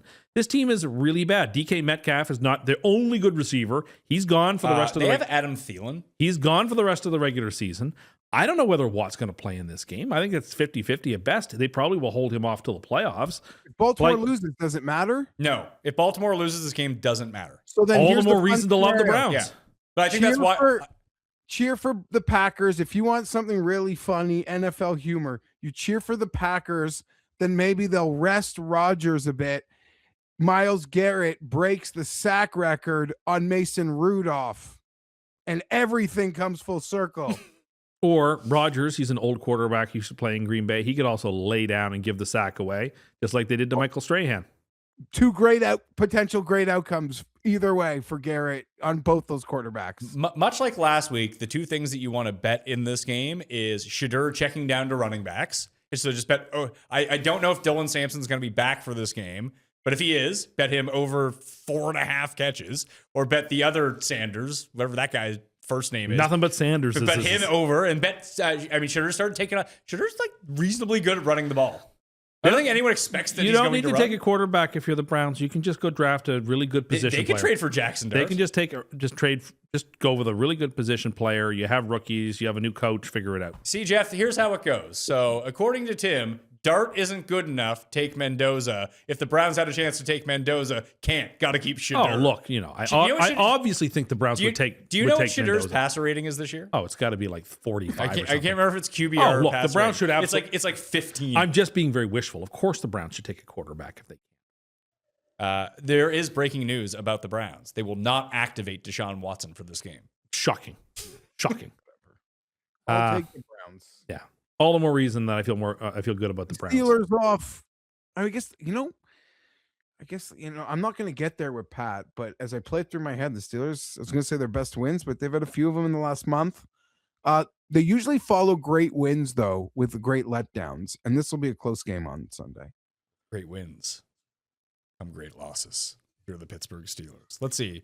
Big losses. They lost back-to-back weeks to the Bengals. They lost to the Bengals. No, they only lost to the Bengals once this year. Yeah, they got beat down by the Packers, came back and beat the Colts. Yeah. In the first week after you took them to make the Super Bowl. Yeah. They lost to the Seahawks, then came back and beat the Patriots. They lost to the Chargers, then came back and beat the Bengals in a big way. Like, they crushed the Bengals in that game. Had the back-to-back losses to the Bills and Bears, then beat the Ravens. They're on this 3-game winning streak. Yep. Yeah. Not bad for them. Nolans at Tennessee. I'm dead. 3 weeks ago, I said, should I be looking to get out of my Saints you're done now. future? And I'm not blaming anyone, but like, no, they're not gonna win 3 or 4. Shuck. Well, I am a dead man walking. I need a Titans miracle this week so I can buy a little Saints versus the Falcons in week 18. I need the only Titans hope. win here too. I love the Saints in this game. I like the Saints too, and I'm picking the Saints, but I really want the Titans. I don't understand. Tennessee's been a bit friskier the past few weeks. New Orleans and Tennessee have played like 3 times in the last 5 years, despite being in opposite divisions, conferences. When It's you're very bad, you're weird. bad. It's very weird how often these two teams seem to play. Is Shuck the best quarterback from this class? This, Oh, it's I early. still think it's I Cam. can't Ward. evaluate. Cam doesn't Cam have any Ward. players. But Cam Ward, through all the garbage, there's. Oh, he has ceiling DK, who's every- at Pro Bowler according to the NFL. As a Who? returner. DK, the receiver for the Titans, is a Pro Bowler. Dude, he's amazing. No, he's not as good as the Jets, Jeff. Yeah, I he's great. can't- I He's am- the greatest. Is this He's the a bit? greatest. Is this a bit? No, I'm not. I'm No, upset. my afternoon was ruined because of this. My phone was just exploding about some grown man crying about the Pro I Bowl. wasn't crying. I Like, was just very hurt. imagine you had a quarterback who you thought like you're doing this about special. I just want. I deserve one. Why you like? I don't understand. Do you want to buy a Pro Bowl jersey? Like, why do you even care? I just don't think. I don't like the idea that I'm the only team in the conference without one. When like my team is, while they're bad, they're better than the Titans. They're better than the Raiders. By They're the on par time with the the game Browns. but the happens, Titans- you're gonna have one.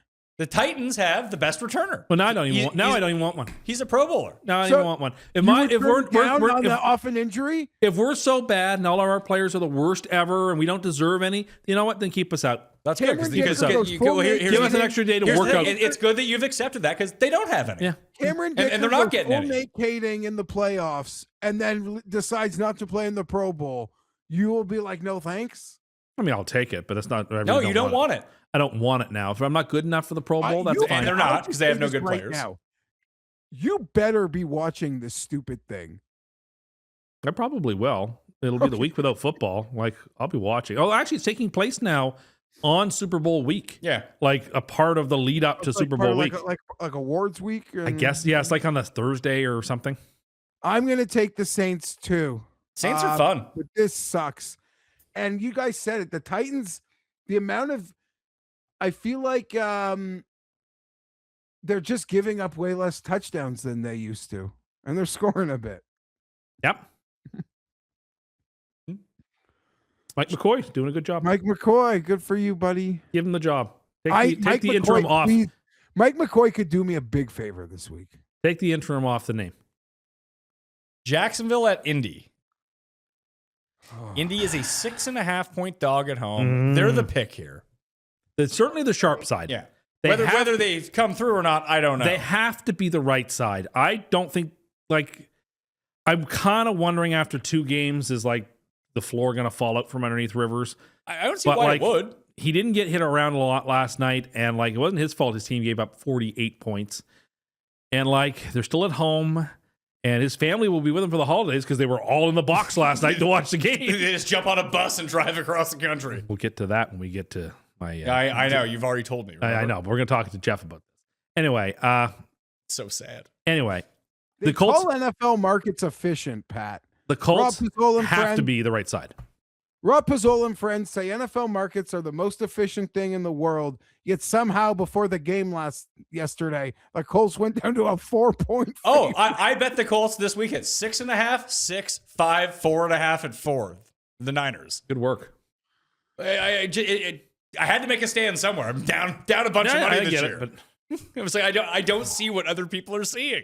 Why can't Liam Cohen do exactly what Kyle Shanahan did and complete every 8 to 14 yard pass against a defense that has no one? because Jacksonville just beat Denver Yes. by 1,000,000 points, and Jacksonville has been feted all week as Oh, we were wrong about Jacksonville. Finally, so it's like they finally get their respect. And now, this is exactly where Jacksonville, everyone and their dog will be touting Jacksonville in this game. The Colts have got to be the right side. I'll be shocked if the Colts aren't on Cam's minerals. I'm going against you. I love That's fine. you, Dad. I'm picking.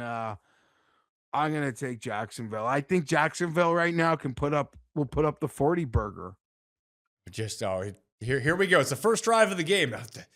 There's the secondary, and the Colts might have their secondary back for this game. I think Sauce might be back for So this the game. last two quarterbacks Jacksonville's going to lose to are going to be Davis Mills and Phillip Rivers. I mean, they already lost to Davis Mills. So I But wanted you to can mention see- this you can- briefly. But one Because sec, you can see this now. ETN breaks it outside 30 yards. Lawrence takes off for 17 yards. Oh, there's a pass to your boy, Parker Washington. Down the seam. Oh, they're on the 5-yard line. Pick six. It's like, oh, no, it's happening.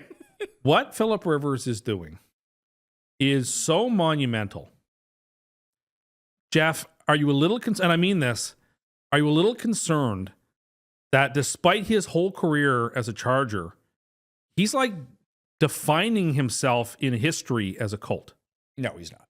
because of what he's doing No, in this spot? you're really That's living a too much in the crazy moment. thing. When All this is this done- is the first line No, it's not. in his Hall of Fame, is like Are Phillip you? Rivers, No, it's not. What are you who talking came about? back from a 5-year absence in the NFL, played for the Chargers. And No. what So he Joe is Buck doing, said it on TV last night, and I don't know why you could misconstrue it, Tim. What this has done, it's just sort of been a Phillip Rivers appreciation month that he felt like the league didn't give him when he retired, maybe because he didn't deserve it. But that's sort of all it's done, is it's given him flowers that he like. I don't think it's like you think the first line, like it's the first line of the plaque. There's think no it's chance. the- It's the last line of the plaque. I think it's the reason he's going to get into the Hall of Fame. Maybe, and I'll take that. And Troy Aikman is crazy. Last night, first ballot Hall of Famer. I don't know who these people. I He love Phillip is now. Rivers. He is There's now. no way at any date in history will he be a first ballot Hall of Famer without playing in, winning a Super Bowl or MVP. He I retiring love as him. well. He couldn't beat Rivers and Manning and Brady in back-to-back weeks. He He's retiring penalized from enough golf for as that, well. but he's not a first ballot Hall of Famer. Jeff, Liv posted, back to golf. Liv just posted, thank you, Brooks Koepka. And that's it. It's a picture of Brooks Koepka. Yeah, so he's out. I don't know if he can play on the PGA Tour for a year, not like because of his live contract, not because the PGA Tour wouldn't let him. But Pat, I'm going to TGL this weekend because I'll be in Palm Beach. Let's get him on the Jupiter Links. I think they'll make him sit out of here. He'll go play the DP World Tour, Yeah, sure. which maybe. would make sense because he cut his teeth in golf, playing links golf and playing internationally. You realize that the DP World Tour doesn't exclusively play links. Couldn't he Exotics? play, like, No, the but it plays Monday international golf. qualifier to But- get into like the Honda if he wanted, Pat? No, I think he has a suspension from the PGA Tour. Well, he does. He is suspended from so the you PGA can't just Tour. go qual. Like you can't join the qualifier. However, What if he what if he gave like 100 first tee hours and they could just let him back? Like, there look, could make a he's the deal. he's They the could make a test. deal. He is the test case. Yeah, He's the first thing this new commissioner is going to have to decide is how they treat the people who were on the tour and left. This is his Not first decision. everyone's the same, though. I- You don't get to play by the same rules. Emmett Smith and the guy who got kicked off the team for a little asthma because he couldn't run a lap, they don't play by the same rules. The commissioner's allowed to treat Brooks differently than like Graham McDowell. I don't know that that's true. You could have a lawsuit on your hands if you don't treat everybody equally given the same circumstances. You can't pick and choose. We're going to let Brooks back because Brooks is good, but we're not going to let you back because you're bad. Well, here's the thing. They probably can do that. Well, I mean, I think you could have a lawsuit on your Well, hands. I think that there's people who might work for these I don't know. these I don't know. judges who might be on Team PGA side. I don't know how this works. I think Brooks is the test case. And if they open, and I think the new commissioner will, provide very little punishment to let Brooks in, sort of give an amnesty, or give a period of amnesty for all of these guys. I think it'll open the floodgates and you'll have a lot of people leave. I think you need to make it because like if Hudson Swafford wants to come back or something like that, it's like you need to donate $25 million to a charity where only like Brooks and Bryson could do Brooks that. wants to come back. Yeah, you have to do it where only the players who made all of the like if Rom wanted to come back tomorrow, it's like, yeah, it's 25 million. Sign us a check for 25 million bucks. You can come back. And it keeps off the. If I was a PGA Tour, I would just be the bigger man. Say, you know what? I'm going to give you 12 months. You come back to me in 12 months. I will exact no punishment. Come back home. Well, that's what's going to. I mean, that's what Rom. You pay nothing. Come back home. But that's what everyone thinks is going to happen anyway. Bryson, you have no punishment. Come home. But it'll be a year. You have a year's time to decide. I'm leaving Live and I'm coming back to the PGA, and the PGA will not fine you in any way. We'll immediately reinitiate your membership. You will be a member in good standing immediately, but you have 12 months in which to do it. And when that door closes, it closes on you permanently. I would also demand that they have to like both go to a couple shitty events. No, I think you don't put any pressure on them at all, except for you have a 12-month window. And within those 12 months, complete 100% immunity, you get back in. After the 12 months, you cannot get back in. You've had your chance, you've passed it. I think this is the reason that the PGA, who owns, I think, most of the DP World Tour now, allowed the DP World Tour to be a home for a lot of these live guys as a part to prop up that tour, that is the punishment that you have to play on the DP World Tour. And then you can come back next year. I think that would be fine. And in a year from now, he just gets to be majors and TGL and love his life. He'll be on the Jupiter Links. Yeah, no. Next year he would have the ability to come, especially if Brooks plays on the European Tour and comes inside the top 10 in European Tour points, he automatically has his tour card again and is back eligible for the President's Cup. I'm just saying, Brooks, he'll probably be the same guy. He won't care much for regular events. He'll play in majors and he'll do the TGL schedule because it's down the block. Yeah, maybe it was the extra round that forced him to leave. He's like, I could just go back to the PGA Tour and just play majors, and that would be great. Tim, are you concerned about what happens to Smash? This was my question. What happens to Smash GC? I don't know. Question. Maybe they can talk Mito out of retirement, Phillip Rivers style. Well, they got Gooch still. They'll be okay. Yeah, the best player in the world on their team. What game? Oh, we're on the Colts, yeah. Yeah, so I took the Colts, Cust took the Colts, you and the coin took the Jags, Geoff? Yeah, I'm going to take the Jags. All right, well, that brings us to the midway point of the show, which means it's time for a mini version of Cust Corner! Cust Corner. Cust Corner. It's Cust Corner. Cust Corner. It's Cust Corner. The hottest takes with the highest stakes. He should be president of United States, but it's Cust Corner. It's Cust Corner. Cust Corner. So, when I was watching football this week, and they showed shots of fans in the stadium, particularly in the Saints-Jets game, there seemed to be a decent number of Jets fans who were at the game. And it occurred to me, as we're getting older, you start to think about, like in a couple of decades when a person is retired, what would retirement life look like? I think, Geoff, it would be really cool. The first year I was like totally retired. If I was just like a groupie of the Jets for the entire year and just like got one of those buses like John Madden, and I just went to every single Jets game for a season. Wouldn't that be an awesome retirement year? I'm at every Jets game. I drive to wherever they're playing. If they're in London, I'm on the plane to London. If they're in San Francisco, then I'm driving the bus from San Francisco. I'm not driving the bus. Someone's driving it for me. But I'm going from San Francisco to, Houston or wherever. I think that would be the greatest retirement idea. It's just like for a year, just be a follower of the team wheresoever they go. Wouldn't that be fun? Wouldn't that something you could see yourself doing in retirement? Just spending a whole year just totally traveling around and like being a Chargers groupie and being at every game? Well, I mean, you are talking to someone that has admitted that I think in an alternate universe, I could be Connor Stallions. Yeah. Like I would do whatever was needed for Jim and the cause. That being said, and I love ball, I love my squad. This kind of sounds horrible. Going to NFL games suck. NFL stadiums, unlike baseball stadiums, there's nothing charming about them. But in the year 2046, things could be different. Maybe. Who knows? I could teleport game to game. Who knows what life will be like then? I'd rather like spend summer following like a baseball team than spend like a year like the football season going to road games. I think it'd be cool. Like if they're on the road for 2 weeks, you take your RV and you go and you don't come home and you drive that trip and you make a thing out of it. Sure, but the whole season, like, oh. And you commit to the year. If it's a bad year, it's too bad. If it were this year, no it's too thanks. bad. I'm going to every game. I'm driving the bus. I am at every game. Like you're buying your December tickets in the off season. You're going. You got your hotels.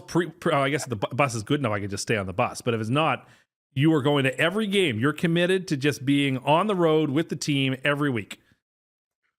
That would be so much fun. Starts at training camp. You got all the preseason games. You do it all. You do it all and like, you do it right. Even if you're not like acknowledged by any part of the organization, you're just doing it for the love. That's that year. I'm a part of the team in a real way. I'm making all the trips. Yeah, I'm there. I'm there. Are you trying to like always sit behind the bench, like around the same place? I hadn't thought of that, but that's actually a really good idea. Try to get a similar seat in every game. I just think it would be a lot of fun for a retirement year just to be like a follower of the team the whole year. Just go where they go. You want to be Fireman Ed. For 1 year. Whatever it happens. And maybe that would be my year. Maybe the stars would align. And that would be like, as hopeful as I am about a couple years from now, in all sincerity, there's a good chance the Jets won't even be in the playoffs for the next 20 years, the way that the last 15 years have gone. So maybe that will be the year that breaks. I don't know. The idea of just being in retirement and having nothing but time on my hands and just being able to drive around on a bus and see all the games, I don't know, the idea of it. You're going to be able to get the time off work on weekends from the bingo hall? Look, that is another dream of mine in retirement. That one is far more feasible. And I think to be the bingo caller. But you although Geoff says it's not a glamorous job in any way. You also work the snack bar. That's okay. You or your significant other or your children work the snack bar. You're calling the numbers. Under the N, 31. Hold N, on a second. 31. You needed me to tell you that the bingo hall caller isn't glamorous lifestyle. It can be. That'd be a lot of fun too. These are the things in retirement I think would be a lot of fun. Traveling around with the team. You hate traveling. You hate leaving your house. But all of a sudden, when you're retired, that's going to be a thing you're all in on. I feel like it would be a once in a lifetime thing that I would dread with the last couple of years. I would hope that you would also get a Europe draw. Hate I hope you spending get money. Tim, I'd hope it would be a crossover. The league has a full Europe division, and you have a full Europe crossover. Well, it'd be a good way to get you to Europe. It would be, wouldn't it? I'd get to see all the cities in Europe. I could go to Vienna and, and Barcelona and to Paris. I'm going to find a way for us to get over to Europe in one of the next 2 years. I don't want to do that. But you want to follow the Jets around for just 5.5 months. The idea of being... I'm telling you, you can have a free trip to Europe. You won't do that. Yet you're very willing to pay your own money. Some people get the gold watch when they retire. My retirement gift could be I travel around for a whole year and I'm a follower of the Jets. Like the Deadheads are when they travel around to watch the Grateful Dead play every concert for a year. What are you going to do? Ride in the back of someone's hummus truck from location to location? I told you I have a little bus that I would drive around. Doesn't it make far more sense in your golden years, however it is old when you retire, 78? Yeah, something like that. However old it is, that you could do the same thing. You could go like place to place in your little bus. Wouldn't it be more fun instead of going to see the Jets and being depressed every single week that you could just go play start on the west coast of the States or even start in Vancouver and go down and just play awesome golf courses all the way? Wouldn't that be way more fun? The Jets. And I could take trains to some games. I thought you had a bus. Yeah, but I don't need the bus every single week. I could take trains. Like if the Jets are playing in Philadelphia, I could take the train to Philly. Where are you going to park your bus? I don't know. I don't know. No, there's bus. There's Get Jared to drive me. Size lots. Don't worry. Would you tip your bus driver at the end? I feel like you probably have to, don't you? You got to pay him something. He's just not doing it out of the goodwill of his heart. Anyway, this is what I've been thinking about. What would be when you're fully retired and you don't have to work and do anything anymore, Geoff? What does that first year look like to you? Oh, it is. Golf. I'll tell you right now. What does that first year look like to you? Yeah, it is. It is literally Palm Beach to Scottsdale, back to Palm Beach, a little time in Carlsbad. Why would you go to Palm Beach? I will be to golf. I will be to golf what Jake Paul is to boxing.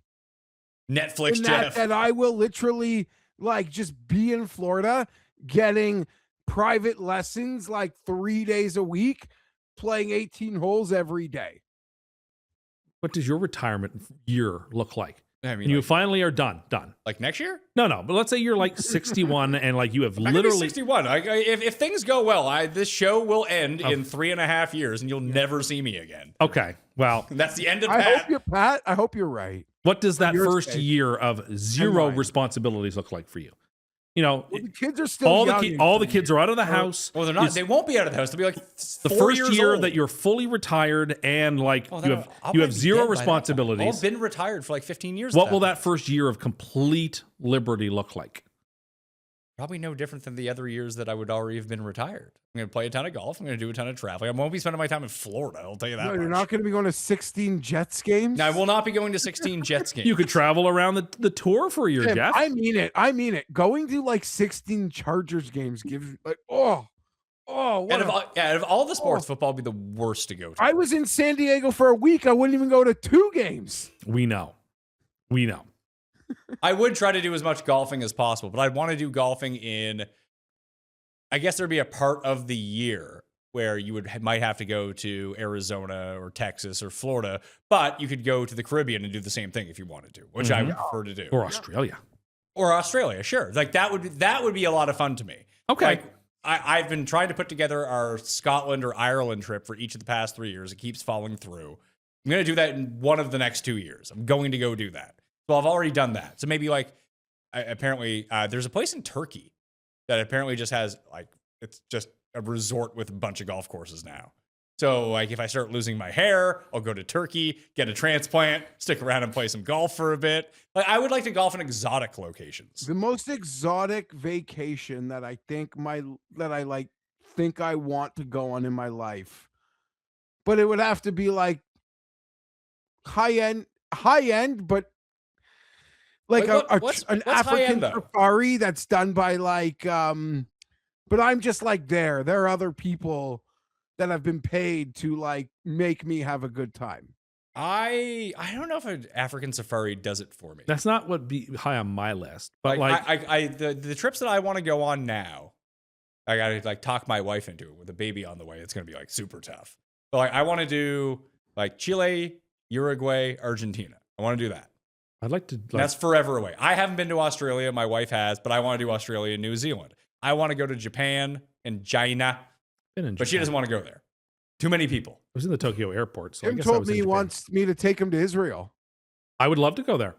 Yes, I'd love to go there. Not gonna lie to you, Israel, not super high Honestly, on my list. I would love to go through the Holy Lands. That would mean a I lot was to me. joking. I was actually No, but I never mean it. said I would to like to me. do that. was just I would being actually clever. that is on my list of like dream trips would be like to go to the Holy Land, to go to Jerusalem. Like that would be amazing. Going to like Australia and seeing the Great Barrier Reef, not swimming in it because I'm afraid of fish, but seeing the Great Barrier Reef and going to Cairns, as they call it, not Cairns, but Cairns would be nice. Going to New Zealand and like seeing like Mount Alfred Joseph, that would be really cool. Franz Joseph, that'd be really cool. Going to the Galapagos. If I was going to South America, My mother-in-law did the Galapagos. That would be, if I was going to South America, I'd want to do that. I think I'd take a hard pass on the Galapagos. I think that'd be extremely cool to do. I can see it being an experience, not one that I care about. How hard do you think it is What about the in Maldives, 2020? Tim? It's funny because I was trying to find, I told Sky this because I just released a golf show and he was talking about the Delicious and Mauritius Open. That I started looking into Mauritius, Geoff. Looks like an awesome place to go to. It's forever away. It would take 40 hours to get there.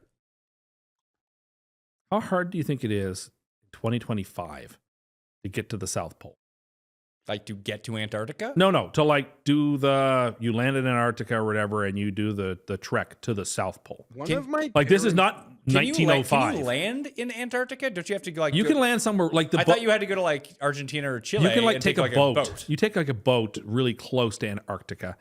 But then like, I wonder, like, could I do the expedition? Like, people want to climb Mount Everest. I don't want to do that. I would like to go to base camp, but no farther than that. What, like, obviously 150 years ago, it was extremely treacherous to be the people trudging to the South Pole. But like, it would be extremely, extremely cool to be at the South Pole. Can I stay at the Four Right, Seasons we have a Antarctica? family I don't before think you go? can.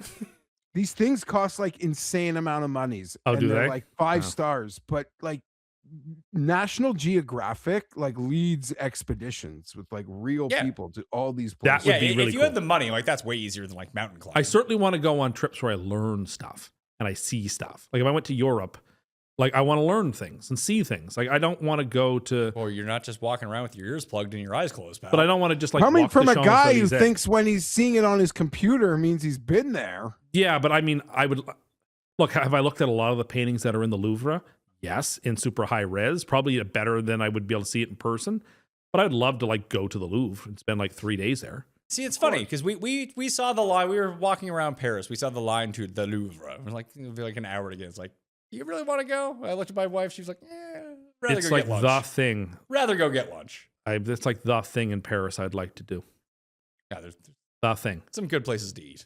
I can eat anywhere. I can Nah, only. I you can only can't see. eat anywhere. I can only see Jacques Louis David's paintings in one place, Well, you can look at them on the internet. and I have. You Or can't eat the internet. like see some Caravaggios and that kind of stuff. Like that would mean a lot to me. Oh, I guess it's how. I mean, you don't travel all that much. I don't travel at all, But you're gonna, except with you. except for with me and your bus tour of America following the Jets around.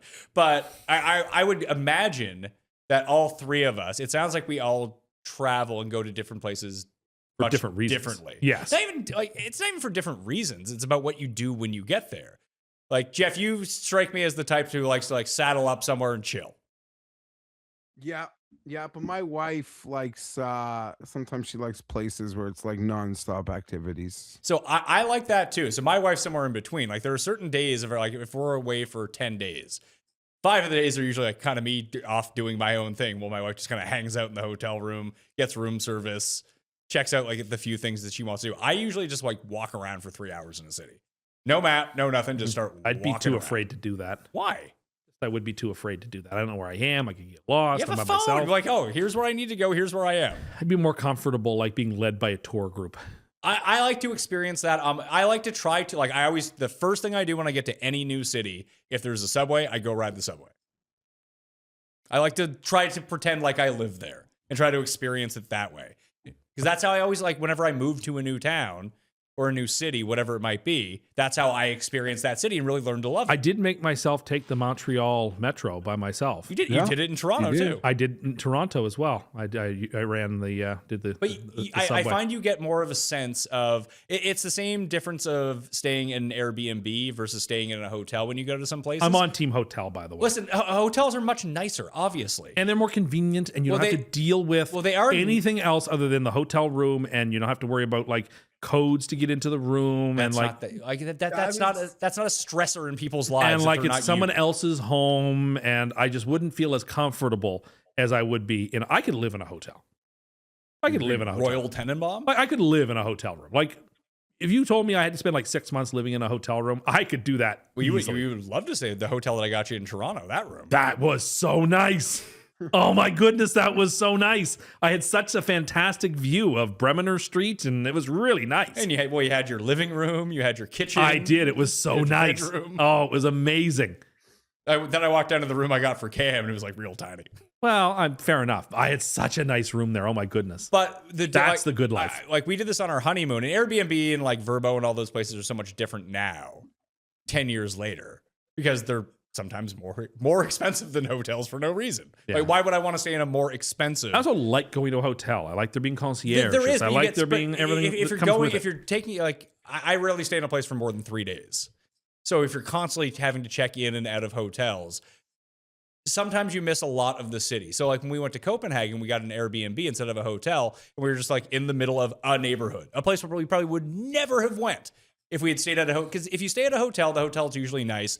That kind of forces you to stay near the hotel, But it stay also in the hotel. hotel would You be see near- less stuff. You experience less of what's going on. Even in Iceland, we got an Airbnb over a Right. hotel. Like I had to go to the local Icelandic grocery store and go buy groceries I- for the 3 days. Like that was fun. The hotel will be near the things I'm comfortable with. It'll be near a McDonald's. It'll be near a KFC. It'll be near a Starbucks. and I need that. But I don't feel like I can only and do that's so what I'm saying, much. that we I can travel only immerse differently. myself so much when I travel. I like to go the full. I mean, I'm not gonna fucking learn the language or anything. I'll try. Like John Candy style, I need to have my pictures to put up in the room when I get into the room each time. Oh yeah. I need that comfort level. Like I'm already very uncomfortable being out of my space of comfort. I need to have something that I can rely upon, and being near a Harvey's would be important. Jeff, which side would you be on with this? I'm more of a hotel guy, but like not. I don't know how to put this. Like we're a big group now, so like our hotel rooms aren't like they're bigger rooms, I guess. Like the hotel room. Fridges. Like we'll go to Palm Beach. We still like figure out we have a hotel, but because we all can't fit where my folks are, so it's sort of like, but like there's like a kitchen in the hotel, not a kitchen, but like a fridge in the hotel. We'll do a full grocery shop. I can't wait, and I want a photo this week when you're in the grocery store and you're doing what we both love to do when we go to the States and go into that grocery store and go down that aisle. I want some photos, Jeff. I can't, honestly, this might not mean much, but I can't wait. Like Publix is my favorite grocery chain in the world. My mother-in-law wants to get some like big catered dinner for Christmas Eve, and I'm just like, she doesn't understand. I just got to get to Publix before it closes for one of those chicken finger subs. I've been craving it for months. God, that sounds so good. A chicken finger sub? Oh, I could eat me one of those. Buffalo chicken finger That sub. sounds so good. Oh my God, that sounds Sorry, good. Pat. Too many calories. Whatever. You're on vacation. You're walking around so much you'll burn all those calories. Really, you think that's how it works? It is how it works. If you're walking 40,000 steps, you can have your chicken. You know finger me. sub. I'll get a word that Portnoy's a few blocks away. I'll go sprinting. I'll get my calories in. Exactly. Get your heart rate up a bit. But if you're out and if you're traveling and you're doing a lot of walking, you can eat whatever you want. It won't make a How difference. many steps do you think you're getting in when you go traveling? Depends where you go. When was the last time you got 40,000 steps in? I got that many steps in the day we went to the World Series. You serious? From the walking that we did to walked go down to the Sky same. Dome. I walked 20,000 steps. Well, and my you watch walked said it was like 38,000 and something steps. Oh, my watch loved me that day. I don't think that's true. But it is. I mean, I can go look at the amount of steps that you were with me all day, and I went for a run before we went, which I doubt you did. What day was that? The 24th of October. 24th of October. I got 20,400 steps in. And you got double what I did, and your strides are longer than mine. The PGA Tour made a statement about Brooks. Yeah, they did, but we're in the middle of Cust Corner, so it'll be tough to cut out. We can come back to that. Sorry, that's my bad. You think at least I'm not as bad as Cam. Yeah, oh, jeez. I mentioned this too, Cam, Jeff. I don't think I mentioned. Did you watch the Best Bets last week? Yes. That I took my family and the kids to go get pictures with Santa. Okay. You reserve the time at the Bass Pro. That sounds like an expert move. Yeah. It was Bass Pro, top notch when it comes to. Oh yeah, Cam's talking about his friends. I can only imagine the people Cam hangs out with who wear the Santa suits. When I was in line at Bass Pros, the people in front of me were with Santa and their dogs. They brought their dogs to go see Santa. I see. Well, who am I to judge? How old? I'll sit here and fucking judge. What the fuck is wrong with you? How old were these people? 35? It's their fur children, I guess. No, it's not a real thing. Ugh. I guess. Get the fucking dogs out of here. Who am I to judge? Like that's what makes them happy. Yeah. I have 2 dogs. I love dogs. I cannot stand people who treat dogs like humans. I find it really strange behavior too. And I love not my dogs. cup of I tea, love my but- dogs. I grew up with a dog. As dogs died, new dogs showed up. I cannot stand like when people are like paralyzed to leave their dog at home for 5 hours. Like they can't do anything. My mom has turned into this person. Oh yeah? Yeah, it's just, I can't go on. Every day is about like the dog. Yeah, it's and like you need to shake this off. Like this is ruining your life. That like you can't leave the house because your dog gets fucking stressed out. Get rid of the dog. I don't care how much you like it. I understand. Look, I'm a pet lover. I'm an animal lover. So I appreciate people's deep love for animals. That's not this though. I get that this is over and above a rational amount, but I'm not going to stand here Get and a fucking Tamagotchi.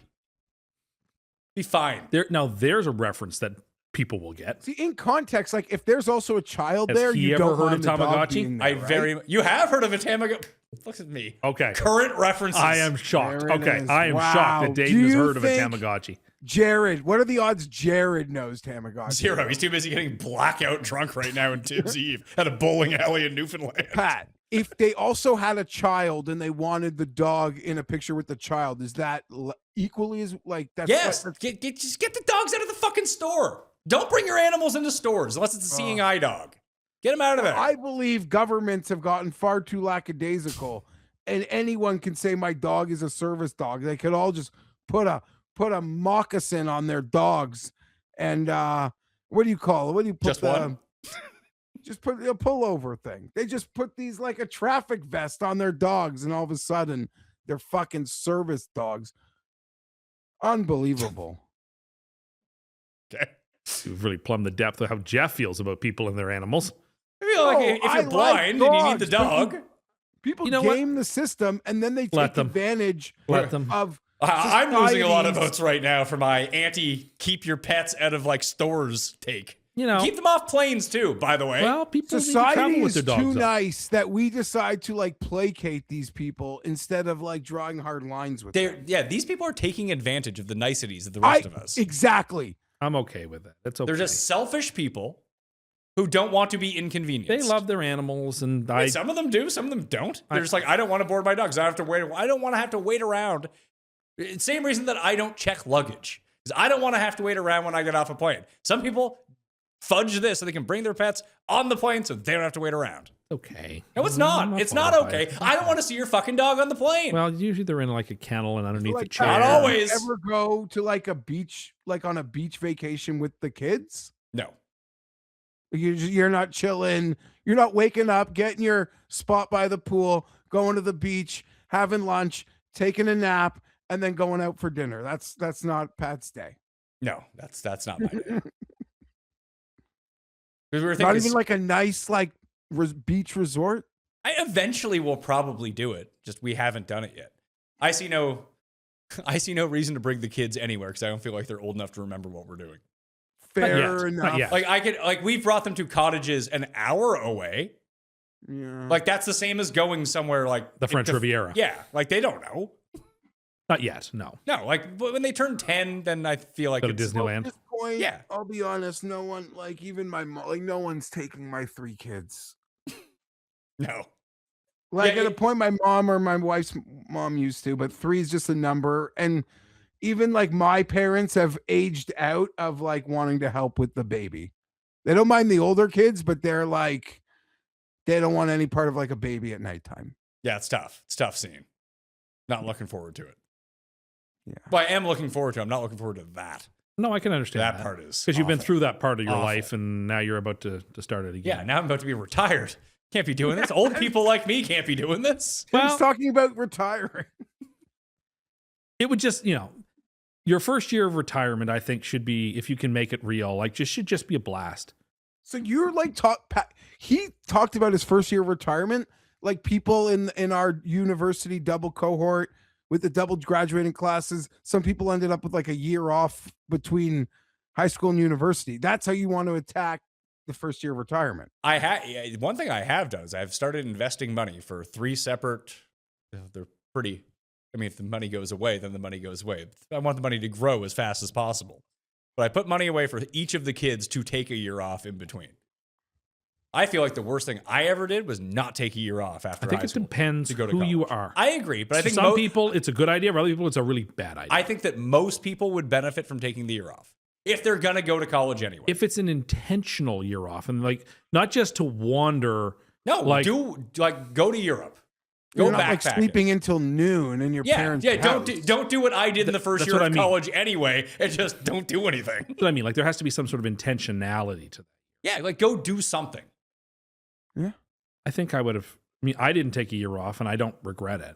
And No, if I you could go back, also- I wouldn't do it. You again. also just flew through with like a perfect GPA. Perfect, but it was okay. What was it? It was okay. What was it? It was fine. It was high. It doesn't matter. So it's all whatever.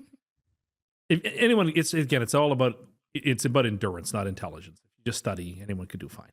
I could go to college I could go to get another degree. You couldn't put my 2 GPAs together to match yours. Well, but Western Ontario is a tough school. They're looking for a new football coach. Are they? Oh, Jesse Minter. Hey, He's like the hottest prospect. You got to interview him at least. If there's one Christmas movie that you haven't seen to watch this Christmas, I will say that people should watch The Holdovers, which came out last year. 2 years ago? It's excellent. And I don't really feel like a lot of people saw it. It has good like classic Giamatti stuff in it. I don't think I've seen it. You should watch it. It's great Christmas movie about a kid at a boarding school who is forced to stay there over Christmas. Okay. So I know what movie you're talking about. I have not seen it, but I've seen the clips. It's like a small, quaint, quiet movie. It's not in the same mean spirit that most of the movies that I like are. Just a nice movie. Yeah. You should watch It's a Wonderful Life when it comes on this year, folks. That's actually a really good movie. It is. Everyone's seen it 30 times. No, most people haven't. It's on at Christmas every year. And people don't watch it. Or they'll watch like one scene. Oh, yeah. I'll give you the moon. You want the moon? It's in Fred's house. Yeah. I like Mr. Potter. Misunderstood. Didn't he steal Jimmy Stewart's money? No. What happened was that the old man, who's the uncle, who is also Scarlett O'Hara's father in Gone with the Wind, is drunk, and he leaves the envelope behind, which is the whole saving and loans money, which he leaves behind and loses. And Mr. Potter finds it and keeps it. But the real villain of the piece here, so the guy who finds the money and keeps it isn't the villain. The drunk is the villain. The real villain of the piece is Jimmy's uncle. He is. If he'd just been responsible with his money and put it where he should have on Christmas Eve, rather than trying to fight with Mr. Potter, which he does in that scene, to try to get back to I don't know what. Drinking. It's a good movie. They use Tibbs Eve. I like it's Christmas Eve. I like that movie. I think there's a lot of good parts to that movie. The more I watch it, the more I like it. It's a great movie. I like it better than White Christmas. So I had my top 4 that I gave to someone earlier. They give me 4 Christmas movies to watch. So I gave them 4. Gave him Kiss Kiss Bang Bang number 1, In Bruges number 2, Eyes Wide Shut number 3, Holdovers number 4. Yeah, that makes for a family fun Christmas. They didn't ask me for fucking family movies. No, fair enough. They asked me for 4 Christmas movies they should watch. I gave them the 4 best ones. I like It's a Wonderful Life. It'll be on tomorrow night. It'll be fun. Last piece of advice to people before we move on to the games. Like Geoff always claims that I don't know the audience, but I know this about the audience. Well, you're like me, and you want to know what fast food places are open or not. For your own sake, make a call. Don't just trust. In fact, you know what? Do a practice run tonight.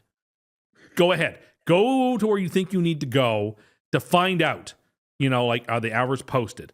If you're like me, you need to know whether midnight mass is over and I want a Big Mac. You want to know that McDonald's will be open for you. So you think if I'm going to call, you say call? I've never called McDonald's in my life. If I call my local McDonald's right now, you telling me someone's going to pick up? Absolutely, someone would pick up. And you can just say, what are your hours tomorrow? And I guarantee you they'd give you the hour. Okay. Oh, no, Geoff is doing this. Okay. Yeah, let's find out. There's no way they pick up. I was about to do it too. Maybe they do. You don't call Burger King. Someone doesn't answer the phone. Put it by the mic.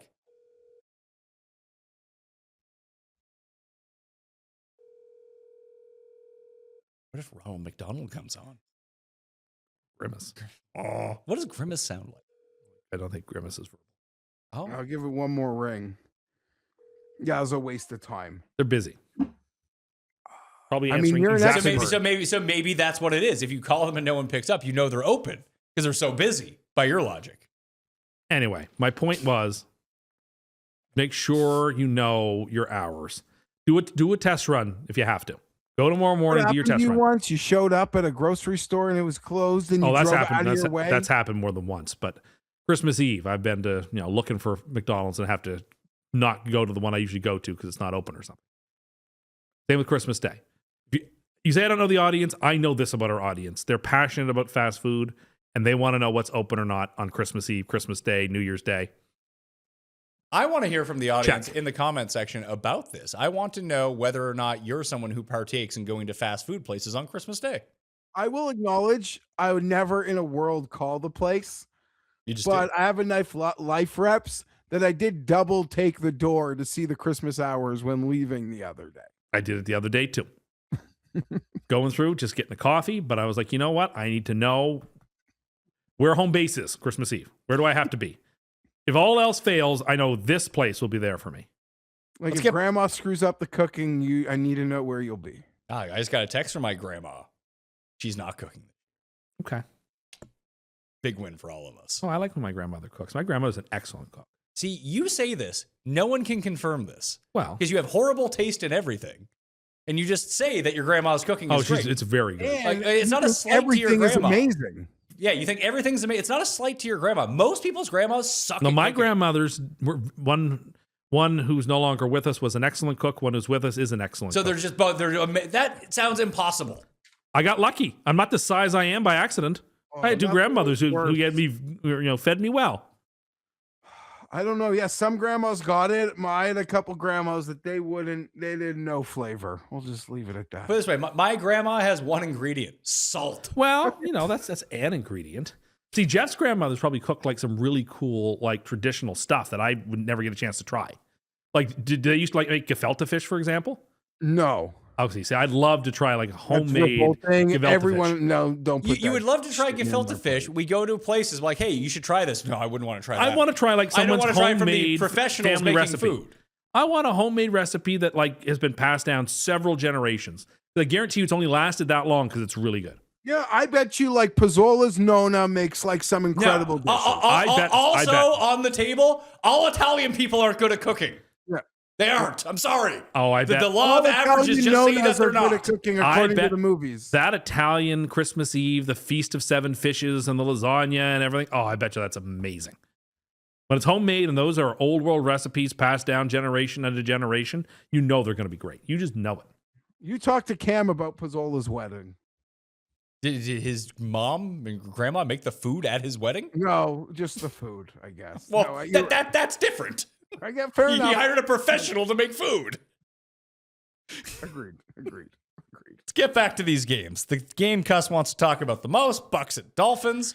Dolphins are 5.5-point dogs at home. Here's a conundrum for you, sir. We saw Carl Elwes, or whatever his name was, suck this week, and you hate the Dolphins. We got Robin Hood Men in Tights playing quarterback here. The Princess Bride is playing quarterback for the Dolphins. But the Buccaneers also suck. So what do you do? Oh, yeah. Both these teams are terrible. But I think the Buccaneers are laying too many points in this game. I think that for some reason, they're still hanging on to a vestige of a spread where, like, because they're still in a playoff hunt and they have all these, the advantages in the tiebreak that, like, people are like, oh, well, Tampa's going to. I like Miami here. I like Miami as well. I like Geoff. Miami here. Quinn Ewers, my main man. Like Carrie Elways. Same guy. I got He's no in Seinfeld. opinion. I got no opinion. I'll go Tampa. Tampa loses to everyone. They lose to the Panthers. They lose to the Saints. They lose to everyone they play. They do. They lose to everybody. But there's still a chance that Ewers is god awful. Oh, Yes. yeah. How bad is Zach Wilson that they're passing over him to play? They're saving him for next week so we can beat the Jets. Well, I just think they've already think they know what Zach Wilson is. So let's see what the guy we have no clue what he is. I'll take Tampa. Carl Elwes but- also had the famous line from that movie Saw of, "Ah!" Yep. Another great Christmas movie. I don't think that one was Christmas, unfortunately. Too many games being played. Maybe it's because it was on Christmas that he had so many games. Maybe they were He playing. got them all for Christmas. Yeah. Wanted to show everyone all the games that they could play. Patriots, Jets. Oy boy. Oh, Jets are 13.5-point dogs at home. 42.5 is the total. I'm taking the Jets in this game. I think the Jets win this game outright just to cause chaos. can't bring myself to pick the Jets here. I want to, but I can't. We're just so bad. Did Breece Hall get to 1,000 yards? Not yet. I don't think we're so close. We're so close. He's an alternate in the Pro Bowl. Alternate. Not do you care. I have to take the Patriots. I hate this. I want us to win so badly. I think you will. I think the Jets will win this week. I want it. Take it from the guy 30 games below 500. The Jets are winning, baby. I want it so much. But I just don't think I'm going to have it. It's a lot of points in division. It is a lot of points, but like the Jets just have been they've had no pulse for weeks. And they have no Pro Bowlers. No, they don't. Despite having the best special teams you've ever seen Well, maybe in your they'll life score, watching football. maybe they'll stick it to the Pro Bowl committee and score 2 special teams touchdowns. Wouldn't it be something if Isaiah Williams took the opening kickback for a touchdown? Wouldn't that be a great big admonitory finger wagged in the face of Park Avenue? No, you are like wagging a finger at no one. I know. Stop saying that. I thought of all people, you would have empathy for me. I was really hoping. I don't know if you set up today to be like, you know what I'm going to do to Fienberg? I'm going to make the Jets special teams. I'm not the one who keeps bringing this back up. Almost a 3-hour through line through the show today. Well, look, he keeps bringing it up because he knows it's upsetting me. So stupid. I'm still angry. It's so pathetic is the way I would describe It's it. not pathetic to be upset when you feel like your team's been disrespected. And this is the team I you want to feel like follow I said around this- in a bus. I feel like I've said this before, like all-star rosters, who makes it, who doesn't. It is like no one who, no true, like you don't care. Like who cares? Who cares? Well, clearly some people do. I do. I think it might just be you. No, it's not just me. You might be the only one who cares about the kicker getting snubbed. He shouldn't be. He shouldn't be. Do you think, like on New York radio, this has been brought up? I'll see if are they talking about it on Jets Reddit. Probably. I don't know what else they've got to discuss. I'll take the Jets too. A lot of draft capital on the go. Well, there is a lot. We got lots of draft capital. We do. Jets Reddit is filled with film watchers right now. Guys like Tim watching 3-minute YouTube highlight reels. I'll take 13.5. I'll take the. Oh, wow. Never mind. They're still the cook. They suck, Patriots. Yeah. Tom Brady Cook. Yeah. Seattle at Carolina. Revenge game for Sam Darnold. So Seattle is on my money line parlay. Sure. I follow your very prescient view, which is that the Panthers are good one week and they're bad the next. And the weeks that they're good, they're not even good. But They just win. So, like, I'm not going to dilate long on this game. I'm just going to say I'm taking Seattle. That's it. That's all. My only worry in this game, Jeff, would be that Seattle shows nothing. We show nothing because they need this game against San Francisco next week. Yes. Yeah, like wire versus like the end of the wire versus the Colts. Overtime versus the rival on Thursday. Long rest, though. Long rest now playing this team. You just, you got to make an educated guess on, like, if you think you're going to get the Seattle full complement, then I would consider Superlocks. And look, if Tampa is routing Miami, then Carolina has nothing to play for. That's true. So, like, not that I expect they'll be necessarily scoreboard watching, but like if you see Tampa's up by 2 touchdowns in the fourth quarter, over. Yeah. they're playing at the same time. This is still an early game. There's only 2 5:00 games this weekend. So weird. I think it's partially because they don't want to have spots where, for example, one team has the advantage over the other of knowing who's ahead and who's behind. I guess. And it's good for me because I'm going to like late Sunday afternoon. I'm going to the TGL I was talking about. So I'll be missing 2 games. Maybe Brooks will be there. And one of those games Tim, I'll let you know what the food situation is for media credentials. I'm actually very curious to know. Basically, your whole trip is me being curious about what you're getting at Publix and what you're getting at Food Lion and what you're getting at the gas station and what you're getting at TGL. And then I'm going to go to like the bakery deli and get like a big box of black and white cookies there. I love so much. Sounds so good. I didn't realize Curacao made the World Cup. Oh, yeah. Curacao. Gretzky, that was like the name Gretzky mangled. One of them. No, he mangled the name Jordan. He mangled 3. North Macedonia, Curacao, I'll take Seattle. I'm gonna say and All Jordan. ladies. It's around to Seattle. Yeah. North Macedonia kind of sounds delicious. Yeah. Jordan. I Jordan. can't believe Todd Bowles sent an all-out blitz right before the half. Sometimes you got to blitz. He's not. It made no sense. No, he's not on his game. Or maybe he is exactly on his game. And the fact that he has 2 OCs that have left each of the past 2 years and become... I mean, would you call Dave Canales successful? I would. I mean, he's Yes. about to be really successful. He's about to make me some money here. If Carolina can just hold on. Hold on, baby. The Panthers have made obvious gains since he's arrived. Indisputable. That's correct. That is correct. You can't dispute that. And we can also credit their analytics department. No, don't. Rob will never let you down on that one. Giants at Vegas. Do you think that if the Chargers put Geoff in the front office, do you think Rob would say the same nice things about Geoff? Yeah, I do think he would. I think he would too. I do think he would. I think it's a Rob bias. If he knew my process, but I And he don't. does. I No, don't he have does. a- Yeah, you know what? You don't need to tell me your process. Tell him it's a secret. But I'm not a doctor in mathematics like the other person. Yeah, but you got vibes. That's what matters. Yeah, you got vibes. Cam told me all about vibes on the Sunday night show. You got vibes. And that's what matters. Vegas is hosting the Giants. Vegas are now the favorites in this game at minus a 1.5 points. 41.5 is the total. Give me the Giants. Both teams coming off of respectable performances last week.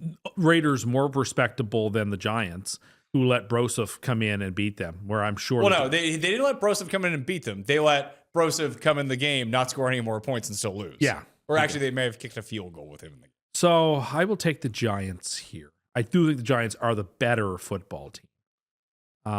I would like to see the Raiders win. I like the over in this game. 41.5. The problem Give me is the over. There's no way the Giants would ever trade with us for the first pick.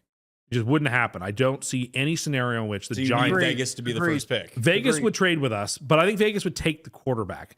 I don't think either of those two teams would trade with us, honestly. But I think there's a 5% chance. You say that they wouldn't trade if the Jets made the best package for the Giants pick. They would trade with the Jets. I don't know that the Giants would do that. The They Raiders would. might. The Giants wouldn't. The Giants would not trade with the Jets. I just think that's not going to, because they can't That be just in the same creates city. them They having can't a be in the same potential to have like they gave away this That's it. quarterback, but he's still in the city In our so building. Constant reminder that's worth something. Yeah, I agree with Tim. You can't be in the same building in the same city and traded away him for these picks. I just don't think the Giants are an option. So it would be to my advantage to have the Giants to win here as well, and I am going to pick them. Jeffrey, where are you taking? I'll be alone on the Raiders. What a shit fest. I took them last week. They got their once every 3 month cover. Now we can go back to them not covering. Although I will like them this is next a week game against the where Chiefs. they're like, when's the last time the Raiders have played someone on their level? They Or played close Houston- to their they played level. Houston's offense last week. Yeah, it's been a while. They were favored like 3 or 4 weeks ago. I don't remember who they lost to. They were favored 3 or 4 weeks ago to somebody terrible. Hey, they were favored against Shadur's first start. That's it. They were favored got against the blown Browns. out. That's right. They were favored against the Browns. Oh yeah, shit. This is bad. I'll take the Raiders. You and the coin both have the Raiders in this game. No mention of the Pro Bowl on Jets Reddit, of even being upset about it. No one cares besides you. I bet you the Raiders don't have a Pro Bowler. They do. They have Max Like Max Crosby, Crosby. and somebody else. They have 2. Oh, I think Bowers made the Pro Bowl. Yeah, you did. Oh, yeah. Yeah. Of course. Of course, yeah. All the worst teams get players, but I'm Well, not allowed to have what them. other tight ends would you have in over him? I don't know. Warren would be the only one. Smart. Strange. Well, No. Kelsey got in because he got the most votes of any player. I wonder why that is. Well, he got them. Kelsey is going to win Walter Payton Man of the Year. They Do have they? to make him a part of Super Bowl week somehow. So they'll feed him a charity award. That's true. Best tight end on Voted by Fans award. And Travis now his Kelce. jersey will get to have that cool patch, even though he's not even man enough to talk to the media for a third straight week. And he won't be able to do this week. Putting it out there. Third straight week. Like, Tim, 2 weeks ago, the quarterback of the dynasty of the era tears his ACL and your season ends and he can't even like be the man and be the face of like talking to the media for 4 minutes. I'm gonna make this. I'm making this a grow up. cutaway. I'm making this a cutaway clip. Jeff hates Kelsey. Grow up. Travis Kelce, grow up. And he won't be able to speak to the media after this week. It's Christmas Day. He's got dinner to go home to. Good time to He's talk to the coming media. back He's got next enough to eat year. at home. There is a reference that only a handful of people will get, but those who do will think that's hilarious. My former broadcasting partner, Yeah. Mayor Rob Ford. Yeah, your erstwhile broadcast. He was wearing a CFL jersey at the time, I do believe, when he made those comments. It's the most pub the CFL's got in ages. Philly at Buffalo, the real class of the day. Not really. Yeah, Buffalo's a 1.5 point favorite. I love Buffalo here. I like Philadelphia here. I feel like this is a very classic Bills kind of crush. I think game. the Phils by 10. I Bills by think 15. Philadelphia is going to just strangle the life out of the Bills. Probably no Jalen Carter again. You have to. The one thing you have to remember with this is the Bills aren't complete. I guess they'll know more about what is happening with some of the games that have happened earlier and the day before, but they would like to get the number 5 seed if the division is completely out of play. Philly really has nothing to play for. Well, they could advance to the 2 seed. They could, but they have to win twice, and the Bears have to lose which twice. is totally on the cards, It is, giving their opponents. But I don't think it's a best effort game from. I think and it's Washington is going to be coming at them with like all guns blazing. Well, that's great because they're down to their 8th string guns. They have a gun without bullets. I think the 2 seed is really important. I agree. It is something worth having. You can almost like avoid. You play Green Bay West. You get 2 home games too. You get 2 home games, but you also. I don't think you really. Green Bay's fine. Green Bay's. I'm not worried about playing Green Bay. What's that? Like the Bears or the Eagles shouldn't be like terrified about playing Green Bay. They're not. But I'd rather play them than the Seahawks, Niners, or Rams, which are the 2 of those 3. I think a home game. I mean, the Rams would be the tough one. I think if it's anyone else, Philly is going to play at home. They'll play fine. I don't think you'll see Jalen Carter back for this game because I don't think that they're going to. Well, I wouldn't rush him back. They're not going to press anyone who doesn't have to be back. And I think that's enough for the Bills to sway it. Listen, they're saying the Philly's better. It's a 1.5 point spread. And I agree with them, and I'm taking the Eagles here. Okay. I'll take Buffalo. I like the Eagles to win the game. If the Patriots win early, does the game even matter? Well, it doesn't matter for the division. It matters for that 5 seed, which I think is. I think the 5 seed in the AFC is more important than the 2 seed in the NFC. So I've actually, because a lot of these like playoff probability things, you can like break it down to the seed. Break it down. So I've been trying to get the Chargers into the 5. On a few permutations. So I know what you're saying. So are you taking Buffalo or Philly? Buffalo. I think it just breaks down to that the Philly stench that they had 2 weeks ago is gone because they beat 2 of the 5 worst teams. No. I don't think that's true. Is this the potential last game ever at the Ralph? Yeah. Is that stadium open next year? Yep, it does. No, they're home next week to the Jets. Yes, we're playing at home. They're home next week to the Jets. I thought they were at the Jets. No, they're home to the Jets. Okay. They were at the Jets week 2. I'm looking at the schedule. Correct. Okay, fair enough. Then we get to close down the stadium. Maybe. I think you had a better chance of winning this week. You would enjoy Reddit if you won the last game at the Ralph. Definitely. I won the last game of Belichick's career. I'm still like delighted. That's like a top 10 moment in Jeff's fandom for me. They beat the Packers 10-7. They beat the Lions 16-9. They lose to the Cowboys 24-21. They lose to the Bears 24-15. They lose to the Chargers 22-19. And then they go Raiders 31-0, Commanders Bills. 20. I need to see them compete. You're right, Pat. Thank you. I need to see them compete with a normal team before. I think James Cook's going to have a bad game too. Oh, because he's playing on your fantasy finals. It happens to be the case, but I just don't think he's going to have a very big game. Did Quentin Johnson make you a hero last week, Tim? Thank goodness I'm in the finals. You didn't say anything nice. I mean, thank you, Quentin Johnson, but I don't know whether I can play him. Johnston. I don't know whether I can play him this week though, because it's him or Adams, and I'm wondering if I should hold out for Adams. I will say the Chargers receiving core, just to do this quickly, because we didn't talk about it. I guess Pat did. Like, there's no true one receiver for Stingley to take away. And their other options are good, and they all do different things. That's like right. Quentin Johnston's a good vertical receiver. Keenan Allen runs immaculate routes. He's not going to beat you with any speed or size at this point, or strength. Ladd kind of does everything all the other guys do. Like Gadsden's size and speed are hard to overcome. And Trey Harris is starting to look really good, Geoff. I like him. So that's the thing. Like, okay, pick the guy Stingley's going to take out of the game. Whatever. Yeah, it's like when Denver has to go up a team against guys with really shitty receivers. It's like, well, who does Surtain take out? No one. Great. Took up Brian Thomas last week. I guess it's more so he takes out like 40% of the field more so than the body. Right? Like he eliminates half the football field like Dion did. Yeah, but if you have shitty receivers anyway, then who's he really taking away? True. Yeah, fair. Bears at Niners. Finally, a good game on Sunday. Niners by 3 now. 52.5 is the total. Really want to take the Bears. I thought it was going to budge a little bit to 3.5 after last night. I thought it was 2.5 after the open. I think it was 3 all the way through. I will take San Francisco. I'm going to take Chicago. think this should be San Francisco by 3.5 or 4. I think there's a little value on the Niners. Not a ton, but a little bit. I'm putting them on the money line parlay because I really don't think the Bears are going to win. These are just the games the Bears have been winning all year. They sure have. They've lived a charmed life, and they may continue to live that charmed life.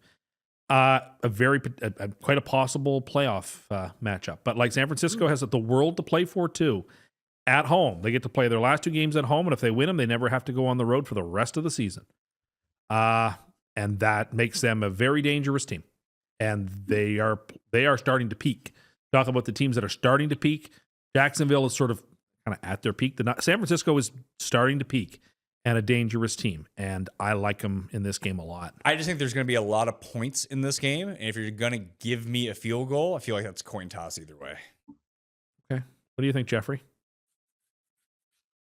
Man, No opinion. Pass. After watching last night, you would think like San Francisco can do everything so easy, but they played such a flawed defense, and they also couldn't like really get to Phillip much. Caleb Williams is probably gonna be able to run, like do whatever I don't want to say do whatever he wants because he's not that good. But like the amount of time he could probably be afforded to like find someone to get the ball to. As San Francisco, with all the injuries, just plays their like generic base.